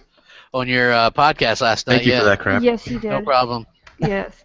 And he's disappointed with the season pass. He was freaking out because like the first part is like some stupid character that he doesn't even like, and you know, he was mad. And that's a big deal when there's... They gave you Greedo and... Yep. Yes, Greedo, that's it. He was so pissed. He was pissed. The problem with one of the other problems with the Battlefront reboot is just the fact that, you know, from going from Battlefront 1 and 2, which had different eras, you know, you had the CIS era, you had the Empire era. The Clone Wars. Yeah, all the Clone Wars. You had the specials, the Dark Troopers, the Baltans. Why the hell did they, at the very least, like, it couldn't have been that fucking hard to make a few It was class-based. It was class-based. You can't get that in this one. It's like you get a pistol or you get a fucking rifle. That's it. Yep. Like, I was always the engineer. Like, you run around, your fusion cutter could repair the droids and shit. It was badass. It was a class-based game. That's the other thing that messed it up. But why not have the droids and the prequel trilogy stuff in it? Why not? Because they could have easily marketed this a lot easier by having some maps and stuff from episode 7 in the game. Yeah. I mean, Can you just verify this for me for just a second, right? Because it's been so long since I played Battlefront. Did they have characters from The Force Awakens in this game? No. All I remember is they had Vader, they had Luke Skywalker, they had Han Solo. It was basically Princess just Leia. original trilogy. That's it. Yeah, they didn't want. There was some like rule where they can't have like the characters from the new stuff interact with the characters from the old stuff. Which is kind of stupid because the way that they perceived the game when it first was announced and stuff was like it was supposed to be this whole big thing that was going along with the movie, or at least that's how I actually interpreted that. Yeah, that's what I thought. I thought if you're gonna release it same time as the movie, you're gonna have people from the movie in the game. Like, I would have loved to have been able to play as the new characters and everything, and no, you didn't get to, experience any of that. You didn't get to experience the new... Well, you can play it in Lego form. I'm actually really excited that I can actually see BB-8 as a Lego. I am, like, super excited. I love that guy. I played every single one of those Lego games until Jurassic World when I was finally like, I've had enough. You know what the weird thing about those Lego games, the things that bothers me a bit, like I love them, I do like them, but they made it so you can't be just like your favorite character anymore. They make you switch to the other guys. Yeah, it's like that's like, and the puzzles got really hard. Like I'm sitting there, too complex. Yeah, they're like I'm like, how are little kids supposed to get these? Well, I'm too stupid to. Yeah, believe it or not, I've only ever played one Lego game, and that was Lego Batman. Just Lego Batman is the only game. Yeah, Lego Batman is really good. Go back to any of the original Lego games, like Lego Batman, the original Lego Star Wars games, and like those kind of games, before they added any voice acting to them. And those games are really good. You can play as whoever you want it. You played through the level. You didn't have to switch a bunch of characters around. It was just kind of a fun game. You just want to sit down and just not think about anything and just run through a game real quick. That was the game to go to. Oh yeah. Yeah, now it's like you put in like the first game that I played since that big changeover. I played like Lego Batman 2, and that was okay, and even that had some of that like more complex stuff. But like the first one I sat down and tried to play after that was Lego Hobbit on the Xbox One, and I started playing through that. It's like got all this weird stuff, like all this weird like they add in like puzzles and stuff on parts for the movies that didn't even have anything like that in it. It's like it adds like an extra 30 minutes to a level. Mooch, this one's for you, buddy. But I just read something where so Titanfall 2 is being made by 90 people, and the originals was made by 70, and that they're actually creating the new team is like made up of all new hires, and they're gonna reach up to 90. So that's what I'm saying. Technically, I mean, I don't know if you'd call that a B team, but like. Let's put it this way: B team would normally refer to like just a bad team or a lesser team. Here's the thing: the jury's out. Well, so I mean, Titanfall 2 is being made by the team that made Titanfall 1. Right. They got more people working on it. There's 20 more though. Yeah, 20 more people. Well, they also have actual time to do it, because if you ever read yeah, they did have more. Like what happened with the first game, they did have a campaign. It was cut short because of time and money. Microsoft had to come in and fund the game, or else it was going to be canceled. So this game's had a proper dev cycle. So, it's probably. I'm actually excited for the Titanfall 2 action figures because Todd McFarlane's making them. Yeah, he makes great figures. But how does Microsoft go and do that and then not get anything on the sequel, right? Like they don't get any. They might be. Yeah, they might have. Here's what my insider sent me. Here we go. Microsoft has Titanfall marketing 1 month early DLC. Wouldn't be surprised. Wouldn't be surprised if that was part of the contracts they originally signed back. I already called that one. I'm fine with that. That's not going to surprise me. Although I would not be surprised if Sony has Titanfall 2 marketing and Microsoft has Battlefield 5 marketing. I hope Battlefield doesn't come out this year. I'm just saying I wouldn't be surprised. Sony can have Battlefield, I'd rather have Titanfall. I think Microsoft has both, honestly. Well, that's what I was going to say. I can see them have both. I still stand on what I said before. If you watch the Titanfall 2, they actually have their logo and their intro for Xbox on the Titanfall 2 trailer. And they also released it a few hours before Sony even brought it up. And that was actually their UK site. That was the first one for Sony that released the Titanfall 2 trailer. So the US site didn't even release it the day that the trailer came out. They released it later. Yeah, but when the trailer did drop, when it did drop, I remember. Sorry, she just knocked it out of the park right there. Because to be honest with you, I know she's right. Because Wolf, maybe you can help me with this.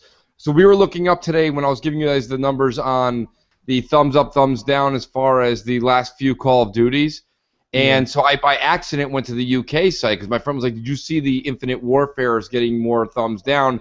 First time ever on a trailer release. And so by accident, I didn't see that I hit the UK. And the UK trailer actually had, like, the United States one had, like, 207,000 minus to, like, 190,000 up. And the UK had, like, 25,000. So my point is that, like, that's usually the after. So it's the United States one. So if you're telling me that Sony's UK was the first to report it, you definitely know that Sony's not the one with the it's because we're 5 hours ahead. That's probably why. But that wouldn't explain the Infinite Warfare one. But yeah, but what I'm trying to say about Titanfall now, when they tweeted out, when EA and Respawn tweeted out, you know, the announcement of Titanfall 2, PlayStation 4 actually got first billing. Well, maybe they were just trying. But that probably don't mean shit. But it's something to think about. You know what I'm saying? It is. You know what? Look. Where did you see that? What was it? It said Titanfall 2 coming to PS4, Xbox One, and PC. Oh. Yeah, going the PS4 thing. Yeah, but I find majority of multiplayers always put PlayStation first. Yeah, they do. I don't know if it's an alphabetical order. I was gonna say, I think it's more the alphabetical order thing. Yeah, because I've actually seen where they show the games after a commercial or something like that. Like, you know, they stack the green and the blue. Like, sometimes the Xbox One is actually in front of the PlayStation one. PlayStation has the rights. Well, wouldn't that doesn't necessarily mean anything. if it was alphabetical, wouldn't that mean PC would be listed first? PC's 2 letters, not really a word. But I mean, but like if you're talking about alphabetical, PC, PlayStation, Xbox. Nobody cares about PC though. I mean, I guess. But It's just the only reason I think more towards this line is because me and GKB actually sat and compared the Sony YouTube and the Xbox YouTube. We actually compared the two I sites. love that. Though. I just see you guys both together on different computers, like with your glasses on. Okay, honey, let's this one over here is got 100 and we can do analysis too. Haha. yeah. Yeah, but when we did it, the exclusives that Sony had, they actually had their intro at the beginning and then they had their outro. And then for the games that they didn't have, it's just the trailer. Xbox is the same way. And that's why I believe this, because of the fact that if you go to the Xbox, it has the trailer with the Titanfall 2 trailer, where the Sony one doesn't. It's just the trailer itself. That might mean you might get a custom Titanfall 2 Xbox Slim. I hope so, because we should have technically had a custom console for the first one when it first released. They did. My buddy has one. Yeah, but they actually canceled it. They didn't release it. I thought that was a mass-produced winning one, though. No, like, I thought it was they produced a handful. My buddy Stallion83 has one. The Titanfall. Yeah, but he's also, to those that don't know, he's the one that has 1 million games. Right, but I'm saying they didn't just produce one. They produced quite a bit. They just didn't mass produce them. It's not like there's only one. The one that I want is that Fable Legends one, because they closed that developer down and the game never came out. So. Yeah, That'll be worth something. Yeah, I want that Stark Industries ones that's over there. Oh my god. Oh my god. You know what my only problem with that one is, why is it not red and gold? Yeah, that's my big problem. Like, why isn't the Iron Man colors? I don't know. Like, it looks. You are so depressing, man. Jesus Christ. He's got a point though. Why is it? It's Stark Industries. It's not supposed to be like Iron Man. It's Team Iron Man though. It's hashtag Team Iron Man. It's not fucking hashtag Stark Industries. They need a Captain America one, since everybody's Team Cap anyway. So. Yeah, I'm Team Cap. No, I'm Team Buck. You realize, crap, that Buck the way you wanted this podcast, like, people are just going to assume we talked about the 10 teraflop Xbox and realize that we didn't fucking talk about it at all. That was my evil plan all along, because I really just cry when I know that we got to talk about fucking hardware. Oh man! Yeah. Well, you could just save that to BGST on Sunday. I'm sure Zay will. No, I'm sure. Like, I'm sure we'll cover that too. But I got Hellhammer here and stuff anyway. Well, but anyway, let's get to the meat and potatoes, people, man. Yeah. Well, what okay. about So Overwatch though. we'll get to the Overwatch beta is open for everybody, by the way. Yes. Oh, it is finally open? It opened 2 hours It's ago. amazing. It is. It's a lot of fun. I don't think there's a campaign in that game, though, is there? There's not. No. It's just multiplayer only. So no Which campaign. is so disappointing though, because there is so much lore on these characters. Like, I actually Isn't there thought like there 25 was. characters? Yeah, there That's is. Blizzard though. Blizzard's a 21. lot more. Actually, but I actually thought there was a campaign because I was reading this article and actually watched a video all on the background on some of these characters, and it actually came out like as if there was going to be a campaign, and then they announced that there isn't. I was like, wow, that's disappointing. This game only exists because Titan failed. Yeah. Well, I mean, They- Blizzard does so much lore for their characters. They in do. the game, You know, it's interesting though. Blizzard makes good games. That's what Yeah, they they do. much and like Remedy for me. It's funny they canceled Titan because if you read the interviews, they said they fucked up Titan so bad, which was supposed to be their next MMO. Yeah. Like really bad. Like it was So unplayable. how long was this game in development for? They then? pretty much just took like everything about Titan and just made this game. Like I don't know. Like if you read what happened with Titan, like they just turned it into the shooter from apparently. I mean, It's I don't amazing know. how Titan was so bad, but then they put this out, and it's amazing. Like, I don't get that. This game kind of like at first glance looks like Battleborn, but it plays much better and it's much more fun than Battleborn. Oh my god, It's yes. not battle boring either. Yeah. Poor Battleborn. They should have just made Borderlands. Absolutely. But yeah, like go play the beta. It's a lot of fun. There's a lot of different characters to choose from. Like there's cool moves and stuff that you can do. Because I was playing it the other day and it's just like it's a lot of fun. Like I'm really sold on I was it. getting triggered every download it. time I saw Tracer's butt though. Well, that's sexist, right? Yeah. Oh god. Here we Which go. is funny because if you look at Widowmaker, she's actually has more sex appeal But she's than evil. Tracer does. So nobody cares. Is that the one they Well, took did the- you they know took the Mercy pose? though? Mercy, actually, if you go to her alternate clothes, she actually has a devil outfit. Really. Yeah, I I'm haven't gonna be pl- I haven't posting a played with every video of character it. yet. You're gonna get the Tumblr people in here on this, and then you're gonna have a big issue. My favorite ones to use are Soldier 78. I like playing as Soldier Bastion. I like playing as Roadhog. I like I like playing. the old Reaper's guy. pretty good, Who's too. the old guy who's like I forget his damn name, but he was really good. How many the characters dwarf. How many characters are available in the beta? All of them. All of them. See, and I haven't played yet, so shame on me. But what is the for people who don't know? So there's 21. Is the goal to like try and play them all and level them all up? No, I mean no. There's no. You just try out some that you know what I'm saying, and It's- see who. Think of the It's characters it's much like basically classes. Team Fortress 2, Mooch. It's Yeah. Team Fortress 2, but just with more characters. So each character has like things they're good at and things they're bad at. So like the game modes, I mean, you pretty much have like attack and defend. So right, if you're defending, you're not going to want certain types of characters. You're going to want like maybe tanks and maybe a couple snipers and some builders and shit and like, but there's many different type. It's all about like coordination, teamwork. Would you setting say it's together more of like a perfect team. MOBA-like kind of game then? It's not. No, it has nothing to do with. Like the only thing that isn't similar with MOBAs is there's character heroes, but other than that, it has absolutely nothing to do with MOBAs. All right, that's good to hear. Because I haven't played it yet. Battleborn is kind of like a Yeah, MOBA. Battleborn's a MOBA. Like Overwatch is strictly a competitive multiplayer shooter.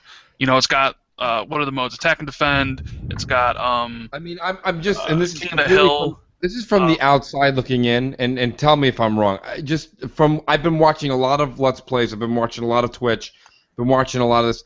It doesn't, to me, from the outside looking in, it doesn't look like it has longevity. It just doesn't. I think it's one of those games that, you buy it, you play it, you work on a character that you like, and then say you kind of put it down, let some other. But if you ever just, get home from work and you just want to go shoot some people in the head, or you just want to, have some friends together and just kind of run around and Well, so dominate, would then you- that's you will- this game.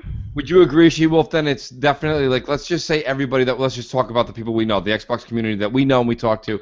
If a large group of us get it, you could see it probably having a couple of months of good interaction. But, I mean, it sounds like you have to have a lot of people you know buy this, otherwise... You don't necessarily have No, to, but it yeah, helps. Well, you don't have to, but you know what I mean. Yeah, What's but you need to kinda like nice, coordinate there- and stuff. Yeah, there's actually one little helpful hint that I actually picked up on. When you join a party, there's actually tips on the side that'll actually be like, oh, you don't actually have any support, or oh, you don't actually have like a healer, so people can actually change their characters to balance out other people's characters if they choose to, of course. If you're pugging it, then, chances are it's unlikely unless you want to Well, be that one to change. If but- you have Crapgamer on your team, you need at least 2 healers because you need one. Fuck You need one behind him the whole time. Dang. Well, Mooch, as far as like you're talking about support, it's Blizzard. They're going to support this game. Like it's going to have free DLC and new characters. That's not what I really meant. But yes, you meant like you have nobody to play with down the road. Yeah, I mean, if like let's put it this way, okay? So my predictions have all come true. The Swami's been right. Okay, so Soccer Cars came out. It was a phenom on Xbox for 3 weeks. And now I'd almost have to put somebody in an arm bar to play it. Come play soccer. No. The Actually, that's what it is. I think it's like a soccer cars. To be honest with you, and that's it's one fears. of those. That's my fear. I mean, you're right that the community will probably be much larger on the PC because that's where Blizzard's fan base is. Right. But dude, Mooch, just think about it like this: there are more people playing the fucking the beta right now than there are people playing Battleborn. Yeah. I just want to cut in for a second here for Mooch. To be honest with you, with all these other games coming out, like all these new shooters, Titanfall, and of course even COD, and Sea of Thieves is supposed to be releasing sometime. This game will, and you got Doom's coming out on the 24th. I believe it's actually released. Doom's coming out on the 13th. 13th. Yeah. Oh, right. No. Yeah, because then Overwatch is releasing on the 24th. Yes.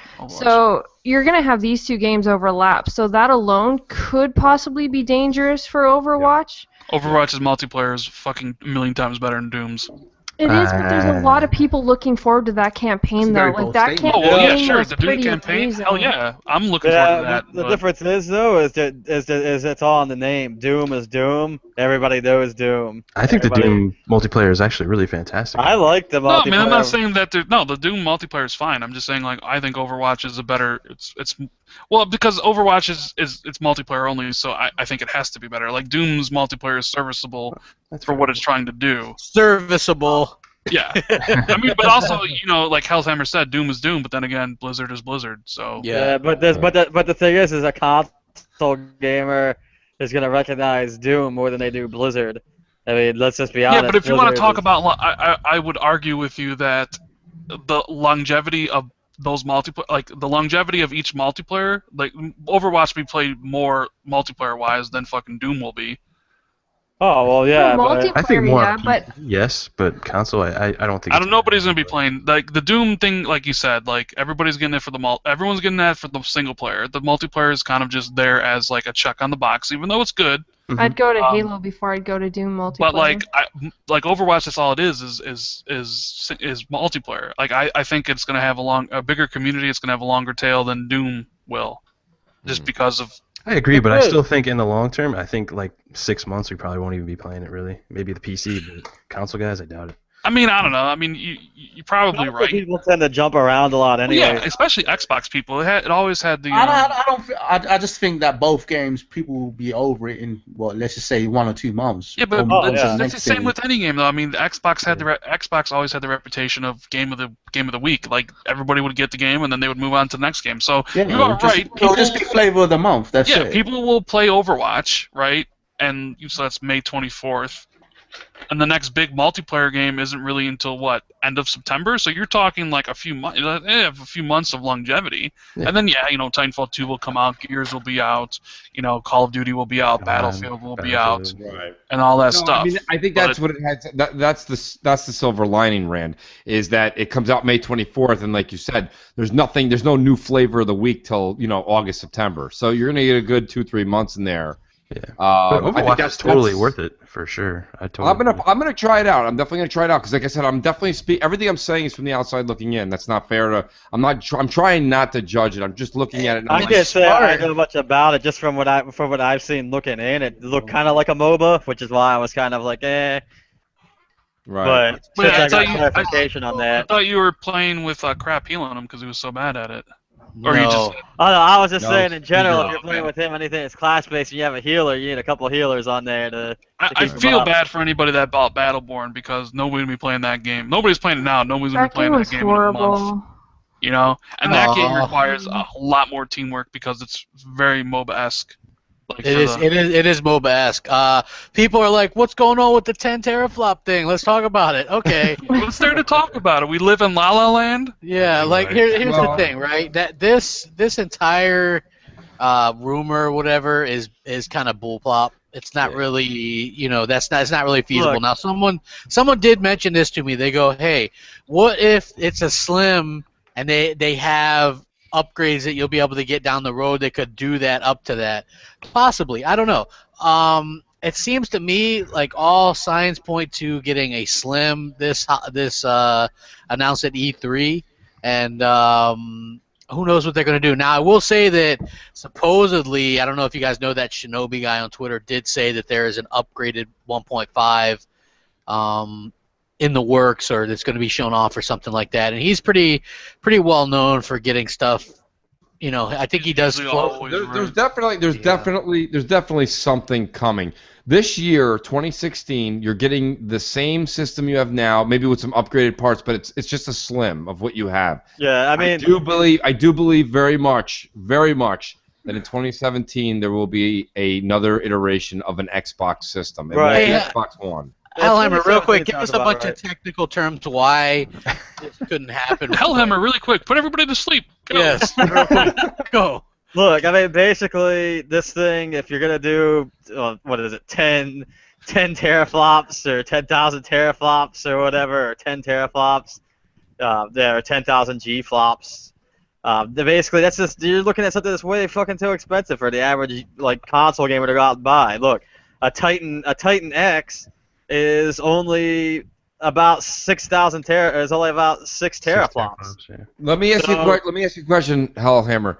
Would you or would you not agree, if you were on the stand right now, if I said to you that there was other resources available in a box, okay, not necessarily Xbox, but in a box, that you don't necessarily you don't need to grab your TFLOPs generated just from a GPU. You could do it from there's other ways to generate a value of 10 or 8 TFLOPs through a box without just going through the graphics card is one.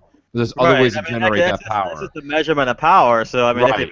That's what I'm trying to say. Everything. So what I'm saying to you guys is that people are always like, well, no, the Xbox One can't do that. It would be too expensive. That's not necessarily true. There's other resources and ways that they can generate that value of anywhere from 6 to 10 T-flops, and you wouldn't have to put in a $900 graphics card.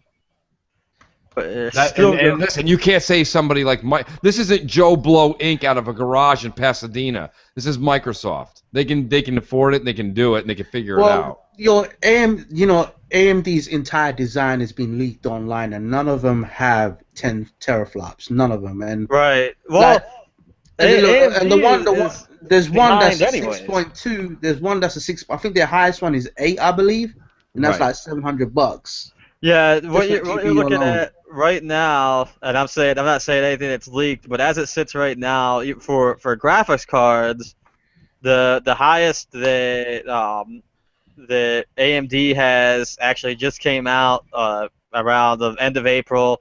It's 16 teraflops. It's a Radeon Pro Duo. It's $1,500. Right. That's expensive. Well, remember, guys, you don't need 10 teraflops. Right? The Neo's coming out. Yeah. The Neo's not even, these people are, this is the bullshit that is the gaming media. They're already telling people 4.2 teraflops. They don't know that. I believe the Neo, if you look at the actual numbers and do the math, it's somewhere around 3.6 T-flops. No, so it's 4. What the hell was it? 4.2. I think it's a little under 4, but people are. There's a range. It's That's the high side. The documents actually had it listed at, I think it was like between 4.2 and 4.6. That's. I don't remember. Well, the document isn't coming from Sony, so of course it's somebody that probably, No. These are Sony's documents. Yeah, these are Sony's documents that were given to Also in the leaked documents, he also shows that they also have DDR4 RAM as well. Well, DDR4 is what both systems will have. Microsoft's new system will also be playing with that. But what I'm saying is that... No. I was talking about the Xbox having DDR4. Now, that's probably good for the whole multitasking and snapping and everything like that. I apologize. You're right. The Xbox, the supposed elite, we'll call it the elite one that comes out next year, is supposed to be using DDR4. The current Neo stance, right, is just an upgraded GDDR5. 5, yeah. Yeah, it's just a GDDR5 on a faster bus, basically. Right. Yeah, faster bus, whatever. So it's still 8 gigs, though, right? Yeah, it's still 8 gigs. Okay. Can we at least give Microsoft the benefit of the doubt that if Crapgamer somehow got a piece of paper in his hand with all these numbers, that somehow Microsoft knows what their enemy has, and they're going to put something out later than them, they can put something out stronger than them. So Look, if we want to sit here and debunk 10 teraflops, we can do that all night. But what I'm saying to you is this: if Sony has 4.2, you can guarantee that Microsoft will at minimum have 4.2 to 4.6, if not more. Let me say this, because me and Hellhammer were talking about this earlier. I was like, because I was joking around about this 10 T-flop things. He goes, it wouldn't make any difference because the CPUs are all shit right now. Yeah, so, exactly. I mean, elaborate on that. You know what I mean? I mean, you can only push so many frame buffers or so many frames or so much through. I mean, at the end of the day, your CPU is running all your game logic. That's running your AI. They really don't need 10 teraflops in a closed environment. No, They're not going to use all that. Absolutely, but listen, Hellhammer, let me try and answer that for a second. So the CPU issue you bring up is very true, but moving forward, every day that we get closer and closer to the end of the year, we're getting closer and closer to the DX12 model being the standard, okay, for Microsoft. So with that in mind, with the other things that are coming into the box and making the hardware, you have to understand that the CPU, even if it's just a generic okay one according to your standards, with DX12, that really does help. The DX12 helps the CPU more than it helps the GPU. Well, I mean, yeah, I mean, DX12 is basically letting you go communicate direct to hardware, direct to metal with the GPU, but it's still, you're looking at games that are optimized even for other things like Mantle and Vulkan and stuff like that on PC. Mm-hmm. You're still looking at very minimal differences between the two. It's the reason why anybody who builds a gaming PC, they're not running a AMD processor whatsoever. Right. I mean, couldn't Microsoft just buy AMD and then they wouldn't cost them anything? I mean, they would still cost at the price of manufacturing. Yeah, so a couple penny for 20 cents a day, you know, basically what Microsoft would have, right? Like for 20 cents a day, you too can afford the Xbox One next year or whatever it is. Yeah, well, that's the thing. Like, I think Phil is weird because he's like says one thing and then he retracts it. Then he says one thing and then he says something else, right? Like he said, I don't think he ever retracts anything. I think what happens is he says something, and the gaming media and the YouTubers take it one way, and then he has to come out like 3 months later and go, I didn't say that. That's what you said. Oh, that motherfucker said we're not going to be doing upgrades to the Xbox One. That's not what he said at all. That's not what he said at all. That's exactly what he said. Well, he said we're going to do upgrades with screwdrivers and stuff. Yeah, he goes, we're not going to ship it with screwdrivers and things like that. But right. The problem is that you wouldn't have a plug-in one. Yeah, but you can't on the Xbox One because of the way that those things are. The current one, yeah. He said he's not a fan of a 1.5. He wants something substantial. Yeah, so to me, the PS4 going from 2 teraflops to 4 or whatever, that's not substantial in my opinion. That's pretty light, to be honest with you. Like, that's not, like, if Microsoft are going to do something else, you would assume that it would be more than the 4.2. Yeah, but you can only put in a certain amount to be able to mass produce it at an affordable price point. Yeah, that's the problem. Like what Sony, I'd say 6. I'd say what 6. Sony can do is essentially what Microsoft can do. Like, you're not going to see, like, yeah, Sony says this year they do 4.4 or whatever it is, right?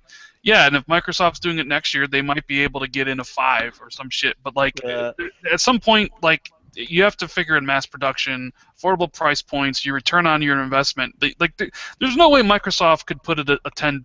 They could put a 10. You also gotta look at it. One in there, but it would be like $1,500 to mass produce it. You know, let's step away from the 10 T-flops thing because the numbers are astronomical. But hear me out for a minute.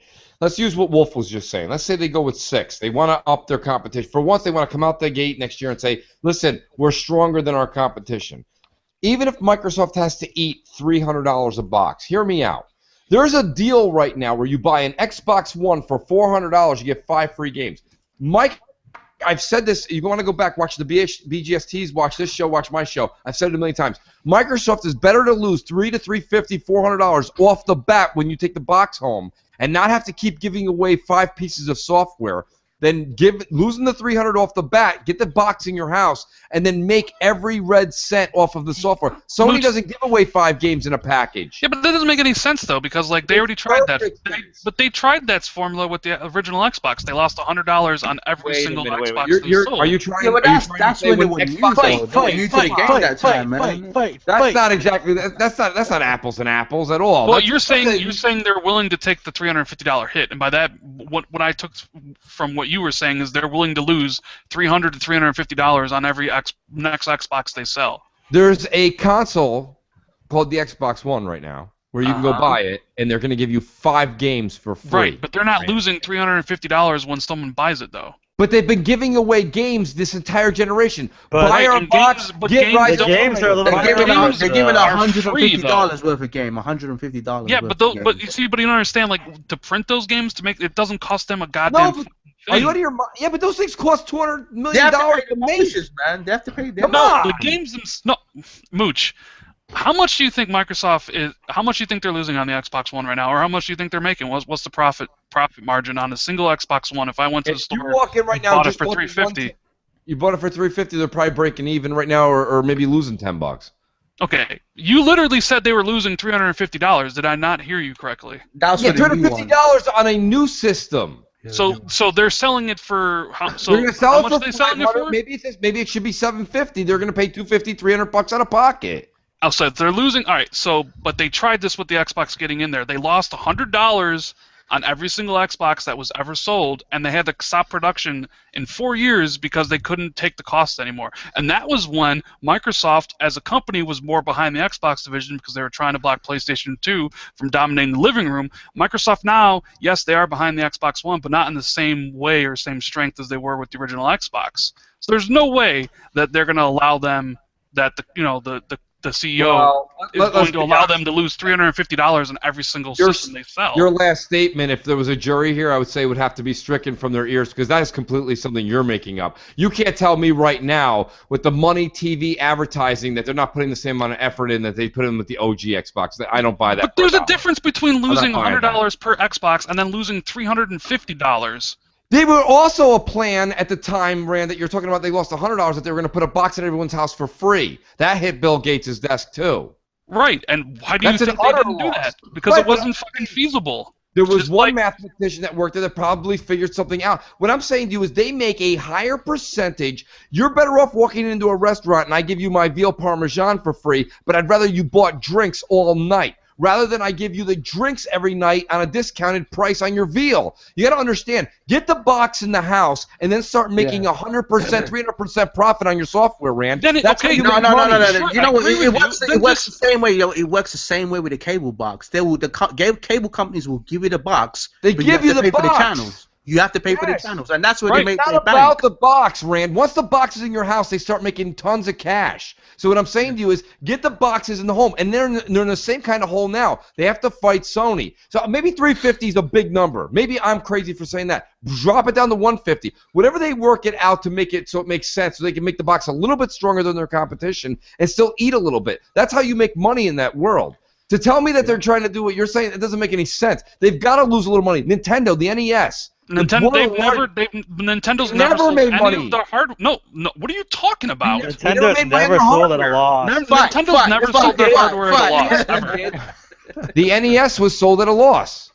Yes, the NES was sold at a profit. They've never sold any of their systems at a loss. The NES was a loss. The original NES was a loss.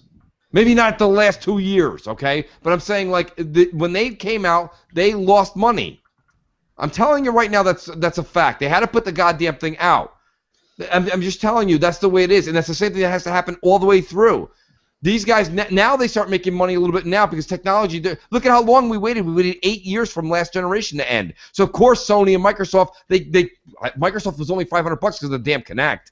I mean, let's be honest. Sony was only losing like maybe $15 a box back in 2013. I don't think they'll make that much of a loss if they actually charge everybody between $500 and $600. I don't know. Yeah, but you can't go to 6, Wolf. You can't. No, 500. No, 500 for 500 gig, and then 600 the idea, like, look, if Microsoft could fucking give everybody in the world an Xbox One for free and fucking make it up in software, it'd be done already. Well, they're not doing that. I'm Well, not I'm going just saying, if they thought it was going to be a profitable venture, it would already be done.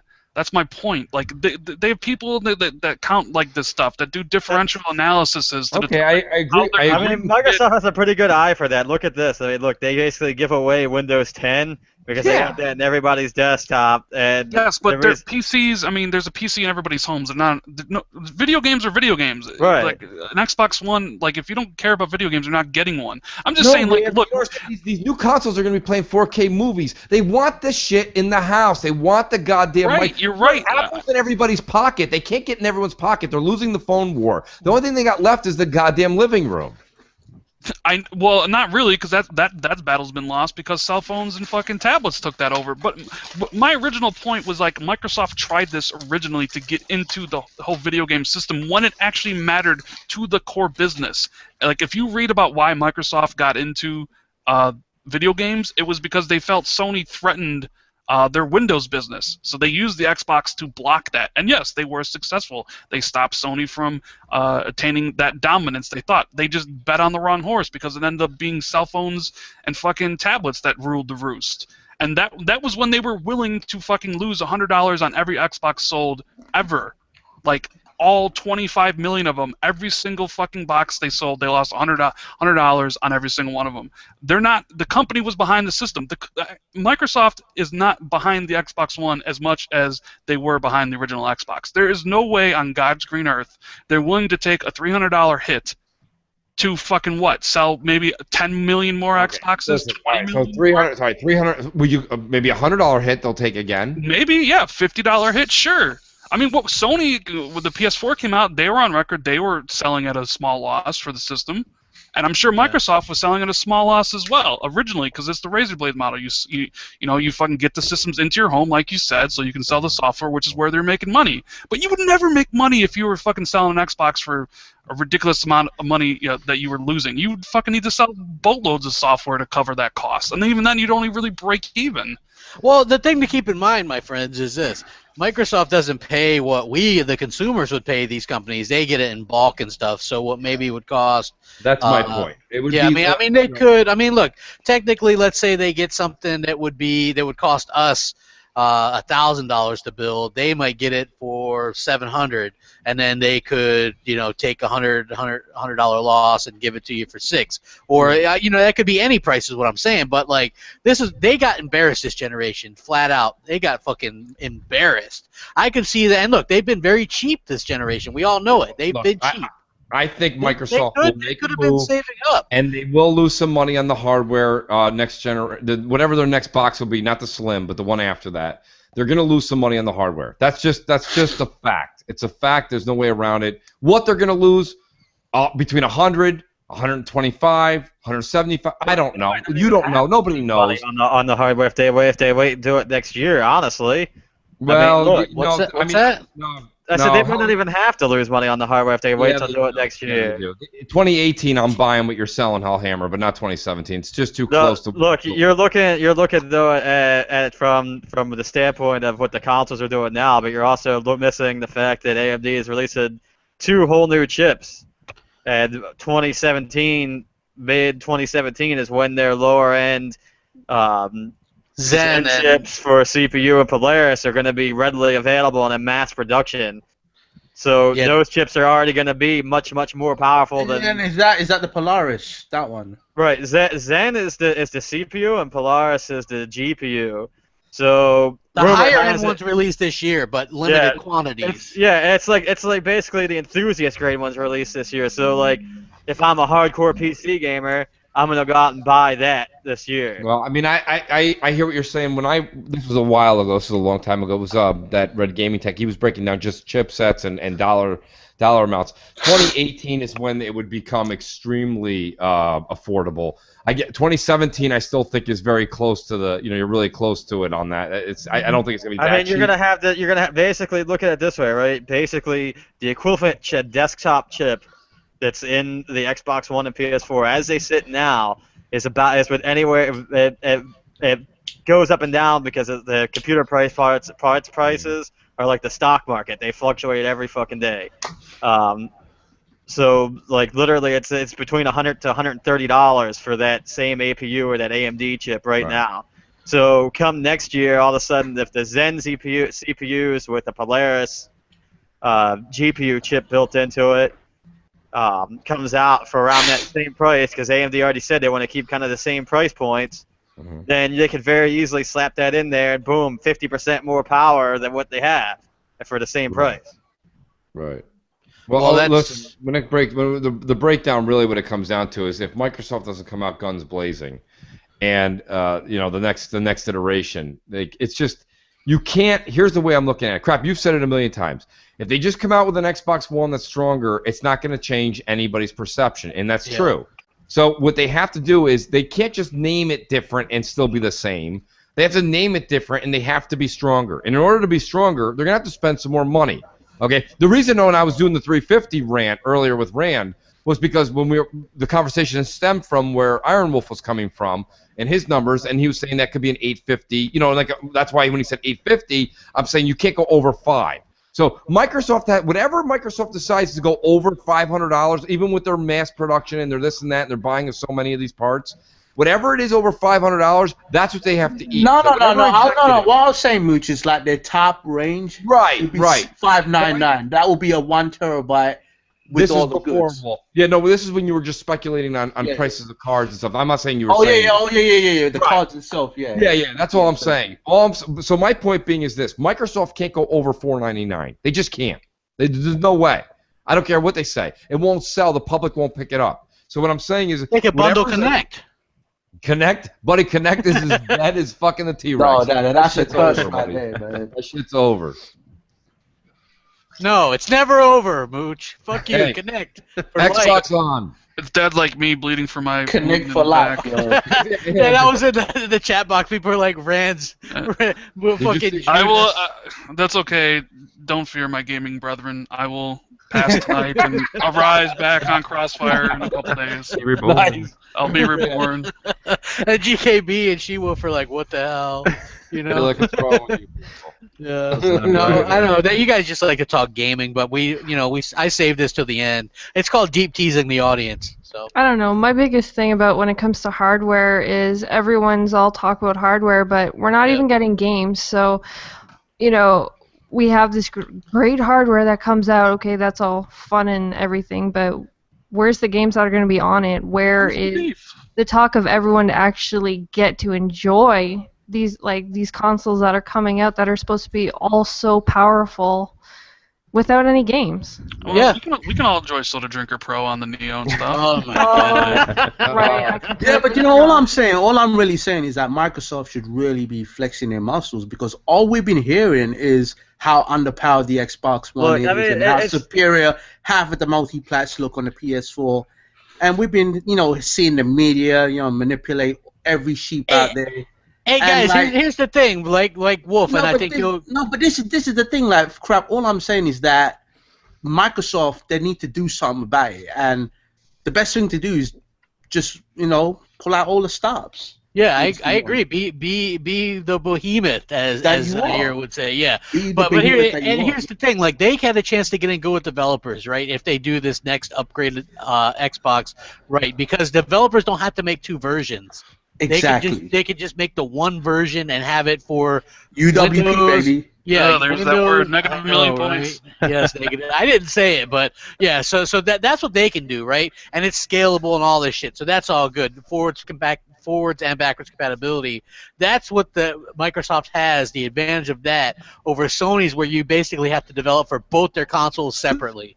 Because in all reality, all you're really doing is that you're taking away their ammo, which is power and resolution. Once that goes out the window, there's no more excuses for devs now. Well, we've seen this, by the way, to work on now. The Sony fans are flipping out over this, right? They are. Like, we see this. They are flipping out over this. They're worried about it, and they should be, because Microsoft isn't going to fuck up again. This is going to be Phil's box, and I think Phil understands that they took too much of a turn towards innovation with other aspects because they thought that that's what people would want, and Sony was all like, well, let's hype up the power because that's what we have, right? Yeah. I mean, come on. Would we rather have Snap or would we rather have 1080p? You know what Yeah, I'm I saying? just Like, think Phil. I think Phil was sick and tired of all this resolution crap. you can so tell Phil unfortunately- is sick of it. Like, he was the one that got them to fucking get Destiny to 1080p and Diablo. You know what I mean? Like, he is sick of this. You know what I mean? Like, he's probably Well, I mean, sick and tired of it. To go back into the price point a little bit here too, I'll just run this quick thing here. I mean, technically, Microsoft Give us your could build, nerd numbers. Microsoft can build something as of right now, even for about, even without mass purchase discounts, for about $625, that would, totally outperform PS4, the Neo, or whatever the case may be. I mean, you're For how looking at- much? For about $625, and that's before Okay. mass purchase discount. So if you put in the mass purchase discount, they're probably taking 20% off the top. Yeah. Yeah, but I agree with Mooch. You can't sell that shit for more than $400. Yeah, $499. Like, that's about the ceiling. $499 would be a max out. That would be like, whoa. Yeah. So if you take 20% You off take that, 20%, that puts it at $499. yeah. Well, I hope to do some trading offer, like you could take in your regular Xbox One and trade it in. Yeah, and- they're gonna- Because that's going off the high prices that we would pay as a consumer if I were just build this box myself. Yeah. Full retail.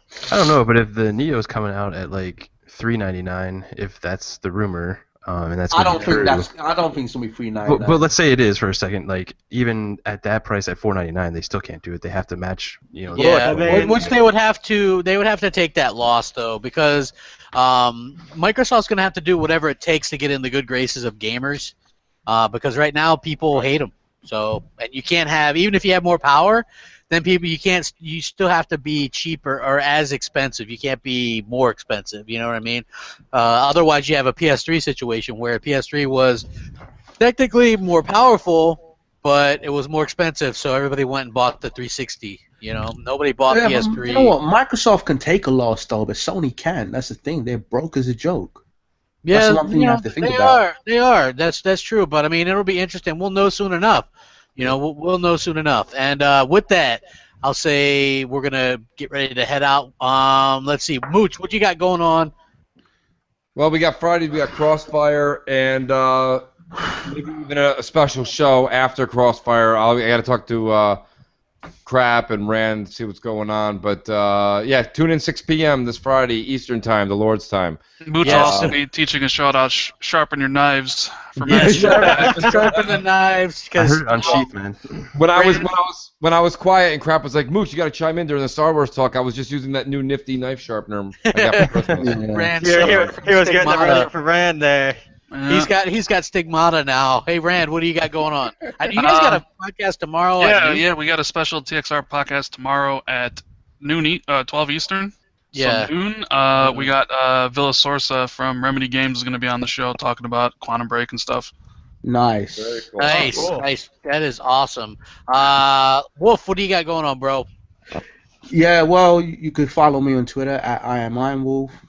Add me on Xbox Live, all caps, IamWolf714. I know I ain't been active lately on YouTube. I ain't really been making no videos, but yeah, I'm going to be having some reviews and my E3 predictions. That'll be coming up really shortly. That'll be good. Like, I know this show will do E3 predictions as well, probably when we get a little bit closer. But yeah, that's awesome to hear, dude. Hellhammer, what do you got going on? Oh, just on here, just kind of getting everything together still for a channel, but everybody can still follow me here on Twitter at XXHellhammer, or at XXHellhammer, or whatever the case may be, and hopefully get something going soon. I'm just waiting on some back-ordered parts here, so. Okay. And GKB, what's going on with you, bro? What's up, man? Shot podcast on Saturday. Then it's back on the console corner. We're gonna be doing our E3 stuff next week. We also got a special announcement gonna be on the console corner. Ooh. And then we'll be back on Xbox Nation. Oh hell yeah! I heard Crapgamer's banned from console corner. So Never. Oh my god. Never. You're not. Are you guys announcing officially that She-Wolf is the goddess of Xbox Live? Is that the special announcement? Nope. No. Are we getting the long-awaited, much-requested General Hospital podcast? No, actually, it's There might be a even- full-time member. We got a full-time new member. full-time member. Ooh. So. oh, who is it? I'm not telling. Not telling. Oh, Nice try, come though. on, nobody's even watching. Come on. No, not at all. Captain They all- Zaz. Is it Captain Zaz? Nah. Oh, okay, damn. All right. What about you, Wolf? You got anything going on? or pretty much the same stuff as your husband? It's it's pretty much just console corner. I'm not on the Shell podcast, so You were on last week. well, no, I mean like I'm not. You're permanent. I'm not.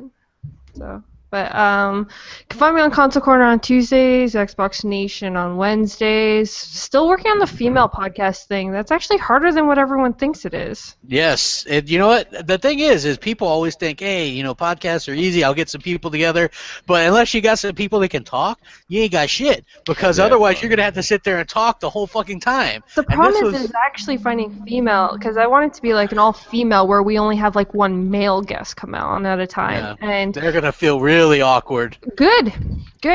And everyone can know how I felt the first time around. So. Well, we just, most of the time it's just you're just one of the gamers. You know what I mean? Like that's how I look at it. It's like it's interesting though because you do have that perspective that we don't. So that's a good thing. But yeah, I think it'll be cool to have an all-female, especially if they know gaming, like not one of the fake ones that are just like, hey, here's my tits. Exactly. Yeah. I've been looking at a few female gamers and have come across a couple that are pretty bad with that. So. Yes, I mean you want to avoid that because that's all very stereotypical bullshit.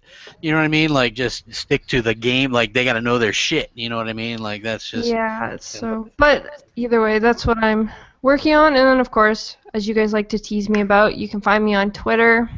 She's got Twitter, folks. It's this new thing. It's Twitter. Yeah.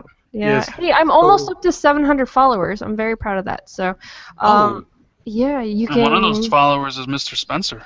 Yeah. Oh, Phil Spencer. How's that going on in the house where he follows you but not GK? Yeah, I'm pretty salty about that. Don't even bring it up. Yeah. Yeah, that was kind of. We might have a Chris. Way to open up the wound, Ryan. A Chris at GameStop situation, right? She was probably sliding in those DMs right now. Wow. Just wow. Hey Phil, still Anyway, and of course, going down in the whole DM. General Hospital podcast, but I'm waiting for Rand to, actually agree to be the co-host and, Crapgamer on there. So I'm locked in for the Buffy podcast. I don't know anything about podcast. I don't know much about General Hospital. I've never actually neither seen do I. it, So we kind of need Rand to tell us all about it. I have nothing about General Hospital. But why not? I'm on my journey to 1 million podcasts, so let's do it. You are. You know what I noticed? Rand acts a little bit more uncensored in this podcast than he does his own and some of the other ones. He's definitely looser on this one in Crossfire. He is, which is cool because that's what it's all about. Like, I don't have any filter. I don't really give a fuck. You know what I mean? Like, people can pretty much. That's what I want. I want people to say what they want. It's different hosting than it is being. That's what I was going to say when She-Wolf was saying about looking for people. There's two different ways to look at it. Yes, it's definitely your first few times when you're coming on a podcast, it's difficult because you want to try and keep up with everybody that's been on it. But the other thing I find difficult is when you have your own and you're hosting your own, you can't allow the dead air. I mean, Crap even did it today. Like I'm just not big into the Star Wars games, so Crap's like, come on, Mooch, and I'm like, that's not really. Crap's got to keep this show rolling, and when Friday comes.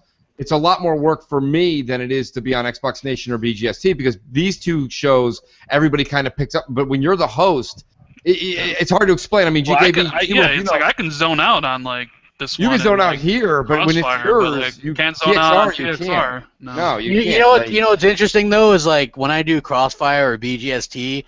I think this is why some people don't like me in their podcasts is because I'll hijack that shit. Like, if you give me a chance, if there's a topic, I will just hijack your shit, and it'll be like... Yeah, didn't I call you out on Console Corner? Probably, yes, because I will talk about shit and just hijack everything and cut you off. Like, that's what I do, you know what I mean? It's not really on purpose, but it's just, like, for me, I run shit. I don't know. Don't mean to cut you off there, Crap, quickly, but just looked at Phil Spencer, who he's following, and he's following all the NVIDIA accounts just recently. Huh. So let me take a look at that. Could you have a NVIDIA chip in there? NVIDIA buyout incoming. Let's go. Here we go. You heard it here first, ladies and gentlemen. We may have a NVIDIA GPU. You never know. Hey, that would be. That would be a plus side. That's the NVIDIA and Intel are much better. Huh. That's interesting. We'll have to keep you guys abreast of the situation. Thanks for the 35 downvotes already, people. I appreciate it. And the almost 100 upvotes. All the thumbings. I appreciate Only on it. Xbox Nation will you get a 15-minute outro. I know, right? Here we go. We will catch you guys later. Don't forget Mooch's Crossfire Friday. Hopefully it'll be under 3 hours this time. Rack 'em up later.